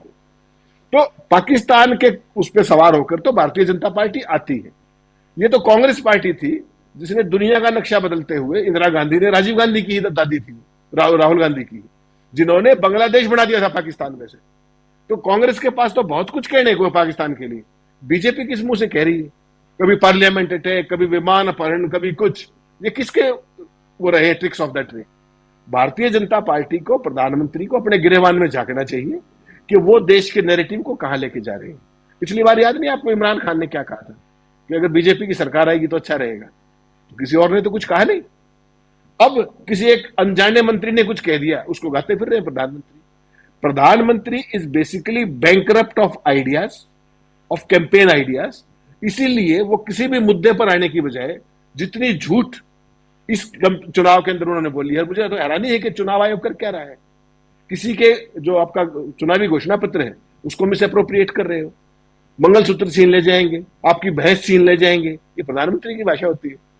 लेकिन प्रधानमंत्री जी कहीं भी कोई नैरेटिव सेट नहीं कर पा रहे हैं। ये अब राहुल गांधी डर के भागे। राहुल गांधी के तो खानदान में किसी ने डरना नहीं सीखा। वो तो जो आपका स्वतंत्रता आंदोलन से लेकर के आज तक का रिकॉर्ड है। और भारतीय जनता पार्टी और संघ परिवार ये बता दे कि उनका स्वतंत्रता सेनानी कौन था। जो व्यक्ति खुद मुस्लिम लीग के साथ जो संगठन सरकार चलाते हो, वो कांग्रेस के मैनिफेस्टो को मुस्लिम लीग कहते हैं। कांग्रेस के मैनिफेस्टो में तो मुस्लिम शब्द ही नहीं। तो कुल मिलाकर के प्रधानमंत्री has lost his plot completely. और इसीलिए वो कभी इस तरफ दौड़ते हैं, कभी इस तरफ दौड़ते हैं। उनके पास कोई नैरेटिव बन नहीं रहा है। यही उनकी सबसे बड़ी बेचैनी है। हो सकता है अगले 1-2 दिन तक और शहजादा करें, फिर उनको समझ में आ जाएगी बात। जी बिल्कुल बिल्कुल। परिस्थितियां बिल्कुल बदलती हुई दिखाई दे रही हैं, एक दूसरी तरफ जाती हुई परिस्थितियां दिखाई दे रही हैं। लोकसभा चुनाव और लोकसभा चुनाव में भी 2 फेजेस का चुनाव हो चुका है और अब 5 फेजेस बाकी हैं। 7 तारीख के बाद से लगातार सप्ताह के अंदर और 2-3 चुनाव तो 5-5 दिन के अंदर होने हैं। 7 तारीख है यानी आज से चौथे दिन, उसके बाद फिर 13 तारीख है, उसके बाद 20 तारीख है, फिर 25 है और 1 है। ये लगातार है। और ऐसे में जरा अमलेंदु जी आपके पास आऊं, फिर जल्दी से शकील अख्तर जी के पास आता हूं। अमलेंदु जी, ऐसे में अब प्रियंका गांधी का पूरा फोकस इधर रहने वाला है, रायबरेली, और मतलब अगला 15 दिन पूरा का पूरा फोकस कह लें तो रायबरेली और अमेठी पर। और प्रियंका गांधी जैसे अमेठी पहुंची, तुरंत वहां जाकर उन्होंने अपनी जो एकता है उसका जो ऐलान करना था वो उन्होंने कर दिया। साफ कह दिया कि केएल शर्मा हमारे परिवार के हैं। उन्होंने पहले ट्वीट भी किया था, आपने देखा। अब ये तमाम जो हैं पूरे दलबल के साथ रायबरेली के रास्ते में, हमारी टीम भी रायबरेली के रास्ते में है। जैसे ही वहां से ये लोग जुड़ते हैं हम आप तक पहुंचाएंगे, पूरी वहां की जो रिपोर्ट है वो पहुंचाएंगे। इस बीच आप ये सब जो विजुअल्स देख रहे हैं, ये अमेठी के विजुअल्स देख रहे हैं। महिलाएं हैं, बच्चे हैं, बूढ़े हैं, नौजवान हैं, सब अलग अलग सब आए हुए। और इस टेंट को रात में ही हमने दिखाया था कि कैसे वहां तैयारी हो रही है। ये हम हम लोग जब यहाँ पर तैयारियां चल रही थी। तो एक तरफ अमेठी, दूसरी तरफ रायबरेली, लेकिन फोकस में ये लोकसभा चुनाव, और ये सिर्फ अमेठी रायबरेली का चुनाव नहीं है बल्कि देश का चुनाव है, संविधान बचाने का चुनाव कह रहे हैं विपक्ष के नेता, और दूसरी तरफ यहाँ पर सत्ता पक्ष के लोग जो हैं उस पर डिफेंसिव मोड में नजर आ रहे हैं। यहाँ से कोई पैगाम उत्तर भारत के लिए, दक्षिण साफ और उत्तर भारत हाफ जो बात थी, उस हाफ में क्या इजाफा होते हुए दिखाई देता है यहाँ पे? निश्चित तौर पर राजीव जी, अब यहाँ हाफ से आगे बढ़ने की तैयारी है एक तरीके से। और देखिए, इसमें महत्वपूर्ण बात जो है वो ध्यान रखने की वो ये है कि अमेठी और रायबरेली का चुनाव किस फेज़ में है। 20 मई को है वहाँ जाकर के चुनाव जो है, और प्रियंका गांधी ने कहा है कि 6 मई के बाद वो वहाँ डेरा डालेंगी, यानी 6 मई तक जो है वो अभी जो है वो पूरे देश भर में एक तरीके से प्रचार करेंगी, और 6 मई के बाद फिर यहाँ डेरा डालेंगी। यानी यूपी और बिहार जो पूर्वांचल का हिस्सा राजीव जी है, जहाँ बाद में चुनाव होने हैं, वो सारा यहाँ से कवर होगा। और राजीव जी, जो जिन राज्यों में 7 चरणों में चुनाव है उनमें उत्तर प्रदेश, बंगाल और बिहार 3 राज्य शामिल हैं। बाकी महाराष्ट्र जो है उसमें 4 चरणों में चुनाव है, वो सब समाप्त हो जाएंगे। तो यानी एक तरीके से जहाँ फोकस किया जाना है और जहाँ असली लड़ाई होनी है राजीव जी, जिस फील्ड पे, और जहाँ प्रधानमंत्री अपनी भैंसें भी लेकर के आ गए हैं, जहाँ प्रधानमंत्री अपनी मछली भी लेकर के आ गए हैं, जहाँ प्रधानमंत्री अपना जो है तमाम कूड़ा करकट गोबर और पाकिस्तान को भी लेकर के आ गए हैं, ये लड़ाई अब उस फील्ड पे होनी है। और इस फील्ड पे प्रधानमंत्री को अमेठी और रायबरेली की ज़मीन से बहुत ज़बरदस्त तरीके से चुनौती जो है वो प्रियंका गांधी की तरफ से मिलेगी। और राजीव जी, पूरा पूर्वांचल जो है वो एक तरीके से अब जो है वो बिल्कुल हॉट जो है केक बन जाएगा पूरे देश के लिए। सारी दुनिया की निगाहें जो हैं वो इस पूर्वांचल पे अब होंगी राजीव जी, क्योंकि यहाँ से जो है काफ़ी कुछ तय होना है। वैसे ही पूर्वांचल जो है राजीव जी, वो भारतीय जनता पार्टी के लिए बहुत आसान नहीं रहा है। वो कुछ परिस्थितियां नहीं होंगी जब हो गई थी, कभी 56 इंच का सीना वीना सब चल गया होगा, लेकिन अब उस 56 इंच के सीने की जो है वो असली जो है वो परीक्षा होना बाकी है राजीव जी। समस्या ये है कि कहीं आखिरी समय में प्रधानमंत्री नरेंद्र मोदी जो हैं वो भी वाराणसी छोड़ के कोई और सीट ना देखने लग जाए, इस तरीके की भी चर्चाएं अब चलना शुरू हो गई हैं। हालांकि वो जाएंगे नहीं जाएंगे उनके ऊपर निर्भर करता है, लेकिन जो चर्चाएं हैं वो इस तरीके की चर्चाएं हैं कि प्रधानमंत्री को डर सताने लगा है कि वहाँ जो है राहुल गांधी, प्रियंका गांधी दोनों आकर के डेरा डालेंगे, और वहाँ जो युवाओं की जोड़ी जो है राहुल और अखिलेश की, वो किस तरीके से उनको घेरती है। तो ये समस्याएं उनके सामने भी अब खड़ी होना शुरू हो गई हैं। तो कुल मिला के राजीव जी, जो मसला है वो मसला अब यही है कि यहाँ से अब नॉर्थ इंडिया को पूरा साधने की कोशिश की जाएगी, और यहाँ से जो सबसे बड़ी चुनौती बीजेपी के सामने है वो यही होगी कि यहाँ मजबूती के साथ इंडिया गठबंधन मौजूद है, उत्तर प्रदेश में भी मजबूत है और बिहार में भी काफ़ी मजबूत है। तो कुल मिलाकर के ये अब चुनौती जो है भारतीय जनता पार्टी के लिए बड़ी होने जा रही है। सोचा ये गया था कि इस तरीके से लंबा चुनाव करवा के, 7 चरणों में चुनाव करवा के भारतीय जनता पार्टी को फायदा मिलेगा। प्रधानमंत्री नरेंद्र मोदी हर कॉन्स्टिट्यूंसी में 3-3, 4-4 बार हो आएंगे। बरेली में 2 बार हुआ है राजीव जी, वो 3 दिन के अंदर ही।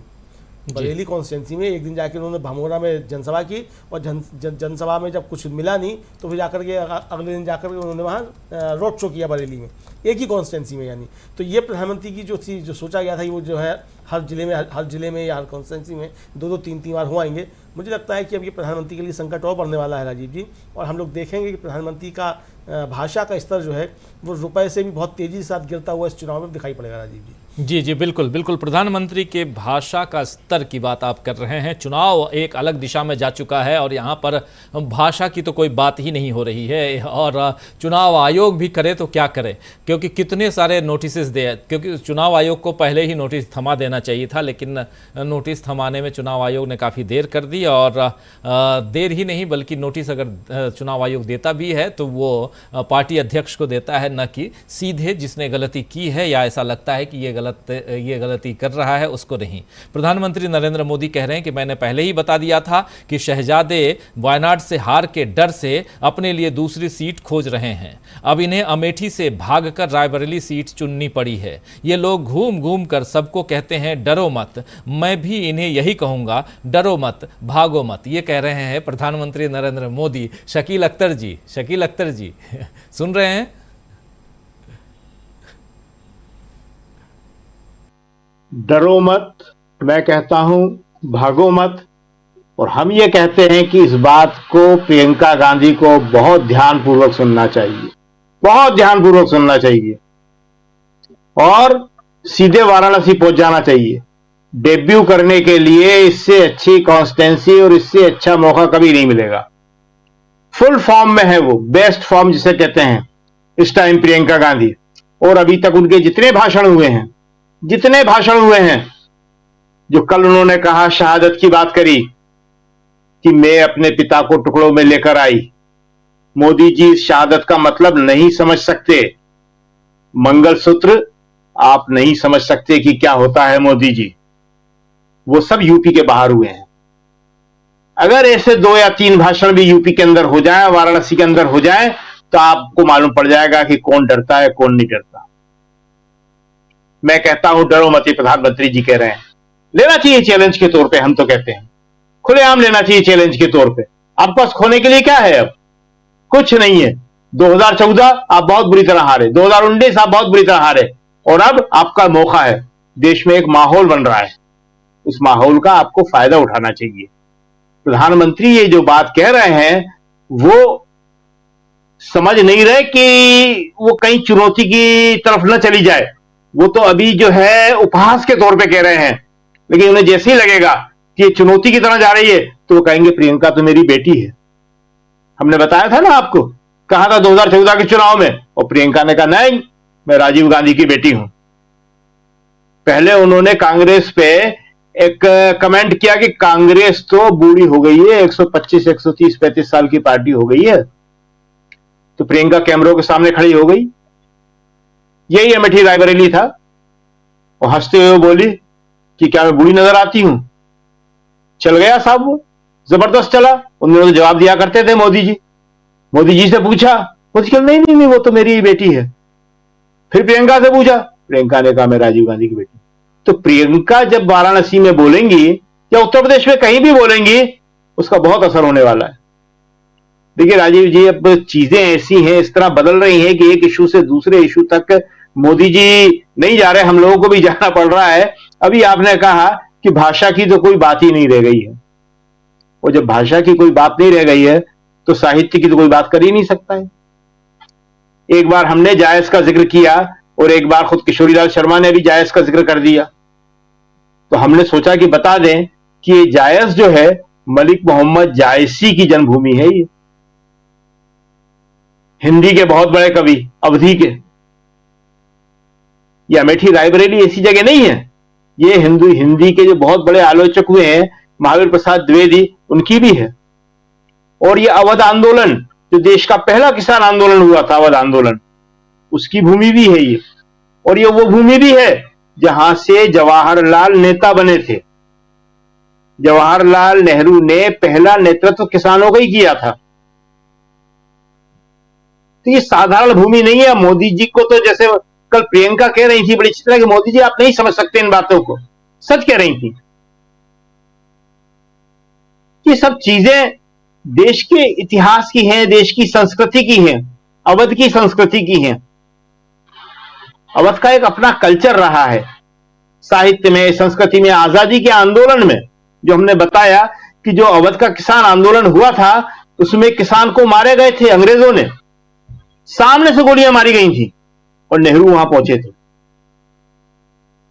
अब ये सारी बातें हैं। खैर, तो अब हम एक दूसरी बात के ऊपर आ रहे हैं कि कल मोदी जी कह रहे थे, राहुल बता रहे थे कि वो कहते हैं कि समानता जो है वो एक माओवादी विचार है। ये लोग समानता शब्द को भी स्वीकार नहीं करते हैं। सामाजिक जस्टिस की जो बात है, सोशल जस्टिस की जो बात है, उसके लिए ये मानसिक रूप से तैयार ही नहीं है। और समानता के बदले में ये एक नया शब्द इन्होंने गढ़ लिया, समरसता ले आए। और हमारे बहुत सारे दोस्त भी जो नहीं जानते, नहीं समझते, वो जाने अनजाने में समरसता का प्रयोग करते हैं। समरसता आरएसएस के द्वारा गढ़ा हुआ वैसे ही शब्द है जैसे इनका एक शब्द है अपीजमेंट, तुष्टीकरण। तो ये एक समरसता, इसके बारे में जो बीजेपी के साथ ही सरकार में शामिल थे, रामदास अठावले, उन्होंने बहुत बढ़िया बात कही थी। और बढ़िया बात क्या, हम तो रिटर्न की बात करते हैं, लिखित में वो लेटर दिया था प्रधानमंत्री के नाम कि प्रधानमंत्री जी हम आपके साथ हैं, मगर आप जो समरसता शब्द का प्रयोग करते हैं वो हमारे बाबा साहब अंबेडकर के विचारों के खिलाफ है, हम दलितों के खिलाफ है। समानता ही सटीक शब्द है, सही शब्द है। समरसता का मतलब होता है कि हम आप में वैसे ही घुल जाएं, हमें कोई अधिकार न मिले। ज्यादा बारीक चीज नहीं है, हमने बहुत सारे अपने हिंदी के दोस्तों को और राजनीति के दोस्तों को भी, कांग्रेस के दोस्तों को भी, लेफ्ट के दोस्तों को भी जब जब समय हुआ बताने की कोशिश करी, मगर वही आपकी भाषा पे याद आ गया। आपने कहा कि भाषा पे तो अब क्या बात करें, तो हमने कहा साहित्य पे क्या बात करें, साहित्य और भाषा। अरे यही तो विचारों की जननी होता है, विचार इसी के द्वारा ही तो सामने आते हैं ना, थॉट आते हैं। तो हिंदुस्तान में जो हमारा थॉट प्रोसेस को रोका जा रहा है और जो गलगोटिया के छात्र बता रहे थे या प्रधानमंत्री जिस स्तर की बातें कर रहे हैं, वो यही है कि देश का थॉट प्रोसेस जो है, विचारों की जो प्रक्रिया है, सोचने समझने की शक्ति है, वो रुक जाए, और रुकी हुई है 10 साल से। हिंदुस्तान में हिंदू मुसलमान, नफरत, विभाजन, इनके अलावा कोई शब्द सुनने को नहीं मिल रहा है। नफरत की आग। पहले तो जो प्रगति की बात होती थी, एक मेट्रो स्टेशन का नाम प्रगति मैदान हुआ करता था, प्रगति मैदान का नाम बदल दिया, वो लिखा हमने इसके ऊपर। प्रगति शब्द भी पसंद नहीं है, क्योंकि ये प्रतिगामी लोग हैं, यथा स्थितिवादी से आगे प्रतिगामी, वापस ले जाना चाहते हैं समाज को। प्रगति मैदान जो रेलवे मेट्रो का स्टेशन था, प्रगति मैदान स्टेशन, उसका नाम क्या रख दिया उन्होंने? Supreme court. मेट्रो स्टेशन का नाम बदल दिया। तो ये प्रगति, ये समानता, ये शब्द इनकी डिक्शनरी में नहीं है, और इन शब्दों से ये नफरत करते हैं, इन शब्दों से ये डरते हैं। और इंदिरा गांधी हमेशा एक बात कहती थी, हमेशा, कि ये दक्षिणपंथी, ये प्रतिक्रियावादी, ये पूंजीवादी समर्थक और ये सांप्रदायिक लोग, ये प्रगति से चिढ़ते हैं, ये प्रगतिवाद की बात नहीं करने देते। इंदिरा गांधी को हमेशा प्रोग्रेसिव लीडर कहा जाता था। कांग्रेस की राजनीति हमेशा प्रोग्रेसिव राजनीति कही जाती थी, और ये जो है सोशल जस्टिस का सिद्धांत, सब ये वहीं से निकले हुए सिद्धांत थे। आज मायावती डर के अपने घर बैठ गई हैं, उन सारे सिद्धांतों को भूल गई हैं, लेकिन अच्छी बात यह है कि तेजस्वी और अखिलेश उस मुहिम को आगे चला रहे हैं। पिछड़ों के अंदर उन्होंने एक नई उम्मीद जगाई है। दलितों की राजनीति को जहां बाबा साहब अंबेडकर और कांशीराम जी लाए थे, मायावती उसको पीछे की तरफ धकेल रही है, और भय की वजह से। ये डर शब्द का प्रयोग बड़ा अच्छा किया मोदी जी ने। हिंदुस्तान की सारी राजनीति डर और साहस के आसपास ही संचालित हो रही है। एक तरफ साहस के प्रतीक है राहुल गांधी के फैसले के हम भी आलोचक हैं, कई जगह आलोचक है, सबको मालूम है ये बात। कांग्रेस के कई फैसलों के हम आलोचक हैं, लेकिन जहां तक साहस की बात आती है तो कांग्रेस या राहुल गांधी या परिवार, इसमें तो कोई मुकाबला नहीं है उनका। अभी भगत सिंह का आपने जिक्र करके बताया ना आपको, शहीद आजम, उनसे बड़ा तो कौन हुआ है? रिपीट मत करो। उन्होंने जवाहरलाल की इस बारे में तारीफ करी है। तो राहुल डरने वाले लोगों में से नहीं है, परिवार डरने वाले लोगों में से नहीं है, कांग्रेस डरने वाले लोगों में से नहीं है, कांग्रेस भी नहीं है एज ए पार्टी। कांग्रेस का मतलब कांग्रेस के विचार हैं। और एक बात यहां और कह दें, जो हम मीडिया के बारे में भी कहते रहते हैं, जो लिखते हैं कि साहब फलाने सेट का अखबार है, या हमारा अखबार है, या हमारा टीवी चैनल है। हम हमेशा कहते हैं, हमेशा लिखते हैं और हमेशा बोला है हमने, ये जनता का होता है मीडिया, किसी का नहीं होता है ये। और इसी तरह कांग्रेस पार्टी, ये जनता की पार्टी है, ये किसी की पार्टी नहीं है। ये आजादी के आंदोलन से निकली हुई पार्टी है, आजादी के आंदोलन के आदर्शों की पार्टी है ये किसी की पार्टी नहीं हो सकती। और इस पार्टी में दो ही चीजें हैं, एक इसके विचार, इसके आदर्श, इसके सिद्धांत, जिसमें प्रगति है, जिसमें गरीबों के साथ संवेदना है, जिसमें गरीबों को आगे बढ़ाने की बात है, किसानों को आगे बढ़ाने की बात है, जिसमें सांप्रदायिकता के खिलाफ बात है, जिसमें देश की विविधता को पहचानने की बात है कि भारत एक बहुत बड़ा देश है, विविध तरह की यहां संस्कृति है, भाषा है, खान पान है, सबको साथ लेके ही आगे चलना पड़ेगा। और नहीं चलोगे तो मणिपुर हम देख ही रहे हैं, मणिपुर में क्या होने वाला है आगे, सबको डर है। उसी पे चोट करी है मणिपुर में इन्होंने, मणिपुर की संस्कृति में दो भागों में बांट दिया, कुकी और मैते अलग अलग कर दिए। तो हिंदुस्तान तो समावेश के साथ ही चलेगा। तो कांग्रेस एक इसकी पार्टी है, और दूसरे कांग्रेस इस परिवार के त्याग, बलिदान और शहादत की पार्टी है, जिसका प्रियंका जिक्र कर रही थी।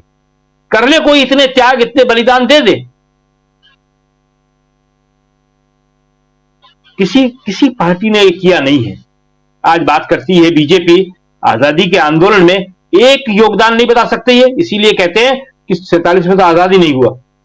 उनकी एक कार्यकर्ता कह रही थी ना वो कि 99 साल के पट्टे पर। शकील जी एक ट्वीट है, जरा उस ट्वीट को आपके सामने रखना चाहता हूं। इस कार्यक्रम को भी जल्दी से समेटेंगे और फिर हमारी टीम उधर रायबरेली पहुंच रही है, फिर उधर चलेंगे एक छोटे से ब्रेक के बाद। लेकिन जयराम रमेश ने एक बहुत ही इंपॉर्टेंट ट्वीट किया है, लंबा ट्वीट है, शुरुआत और आखिर पढ़ के सुनाना चाहता हूं, इसके मायने जरा आप लोग समझिएगा। फिर ब्रेक के बाद जब आएंगे तो इस पर चर्चा जरूर करेंगे, क्योंकि इसके बाद कुछ मायने और भी खुलते हैं। राहुल गांधी जी की रायबरेली से चुनाव लड़ने की खबर पर बहुत सारे लोगों की बहुत सारी राय हैं।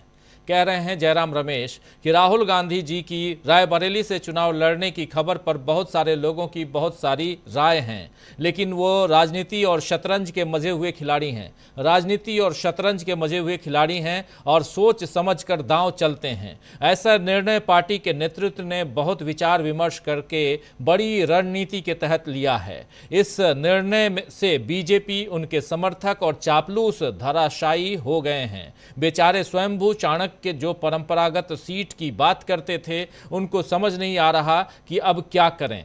इसमें प्रियंका गांधी के बारे में भी ये बाकी है, ये आप राइट साइड में हम रख रहे हैं। इसमें आखिरी लाइन देखिए, बहुत इंपॉर्टेंट है। शतरंज की कुछ चालें बाकी हैं, थोड़ा इंतजार कीजिए। शतरंज की कुछ चालें अभी बाकी हैं, इसके बाद भी कुछ बाकी है, थोड़ा इंतजार कीजिए। हम भी थोड़े इंतजार के बाद इस पर चर्चा करेंगे ज़रूर, लेकिन ये बहुत इंपॉर्टेंट है। एक लाइन में प्रतिक्रिया शकील जी, पहले एक छोटी सी प्रतिक्रिया, प्रशांत जी आपसे भी एक छोटी सी प्रतिक्रिया, इस कार्यक्रम को समाप्त करें। क्या ये चाल जो है उधर बनारस की तरफ जाने वाला है? ये जो शतरंज की चाल है, क्या बनारस की तरफ भी हम लोग कुछ और देखेंगे? शकील अख्तर जी, ये लिखने का क्या मतलब है जयराम रमेश जी का? हम तो शुरू से कह रहे हैं कि बनारस की तरफ जाना चाहिए। इसको लिखा भी है, कहा भी है और अभी मौका भी है। भाई देखिए, प्रियंका गांधी राजनीति में देर से आई, ये उन्होंने खुद स्वीकार किया और ये हमारे साथ ही उन्होंने ये बात कही थी कि बच्चे छोटे हैं इसलिए मैं अभी नहीं जा रही हूं। ये इसी वाराणसी चुनाव की बात है। अजय राय जी उनको निमंत्रित करने आए थे और उन्होंने अजय राय से कहा था कि मैं वाराणसी आना चाहती हूं आपके चुनाव में, लेकिन मैं अभी तक अमेठी और रायबरेली से बाहर नहीं गई हूं। एक बार भी अगर मैं बाहर निकल जाऊंगी तो फिर दूसरे लोगों को मना नहीं कर पाऊंगी। हमने और राहुल ने वो दिन देखे हैं कि जब हम लोग छोटे थे और हमारे पिता नहीं रहे थे तो हमको क्या सोचना पड़ता था, देखना पड़ता था और किन स्थितियों से हम गुजरे हैं। मैं नहीं चाहती कि मैं अभी से सक्रिय राजनीति में आ जाऊं और मेरे बच्चों को ही वो देखना पड़े। तो उसके बाद प्रियंका गांधी आई, अभी 1 साल पहले पूरी तरह राजनीति में आई। अमेठी रायबरेली तो पहले से देख रही थी, लेकिन अब वो खुद बता रही हैं, एज किसी की बताना वैसे भी अच्छा लगता है। प्रियंका ने खुद बोल दिया कि मैं 52 साल की हो गई हूं, 52 साल की हूं मैं। तो अब जो है उनके डेब्यू करने का ये सही वक्त है और इस वक्त उनके बेस्ट फॉर्म में। देखिए, बैट्समैन फॉर्म जो एक बहुत अलग चीज होती है। क्लास तो है इस परिवार में, क्लास से तो कोई इनकार नहीं है, प्रियंका का क्लास है अपना एक, लेकिन क्लास के साथ फॉर्म भी जरूरी होता है। कई बैट्समैन हुए हैं हिंदुस्तान के, बहुत बड़े बड़े, दुनिया के भी हुए हैं, बड़े क्लासिकल बैट्समैन हुए हैं, लेकिन फॉर्म जब उनका होता था तो उनको टीम में जगह नहीं मिलती थी और जब फॉर्म नहीं होता था तो उन्हें बड़े मैचों में खिला दिया जाता था। तो इस वक्त फॉर्म भी है, क्लास भी है, मौका भी है, दस्तूर भी है, सब कुछ है। और आप कह रहे हैं कि ये पत्र उसकी तरफ इशारा कर रहा है, आपका कहना है, तो हम भी कह देते हैं कि ठीक है साहब, तो जाना चाहिए और लड़ना चाहिए और वहां जाके बताना चाहिए कि कौन डर रहा है, कौन नहीं डर रहा। आइए फैसला हो जाए। जी बिल्कुल जी। बिल्कुल बिल्कुल बिल्कुल। एक इशारा जो लगा मुझे वो मैं रख रहा था। प्रशांत टंडन जी क्या कुछ कहेंगे इस पे?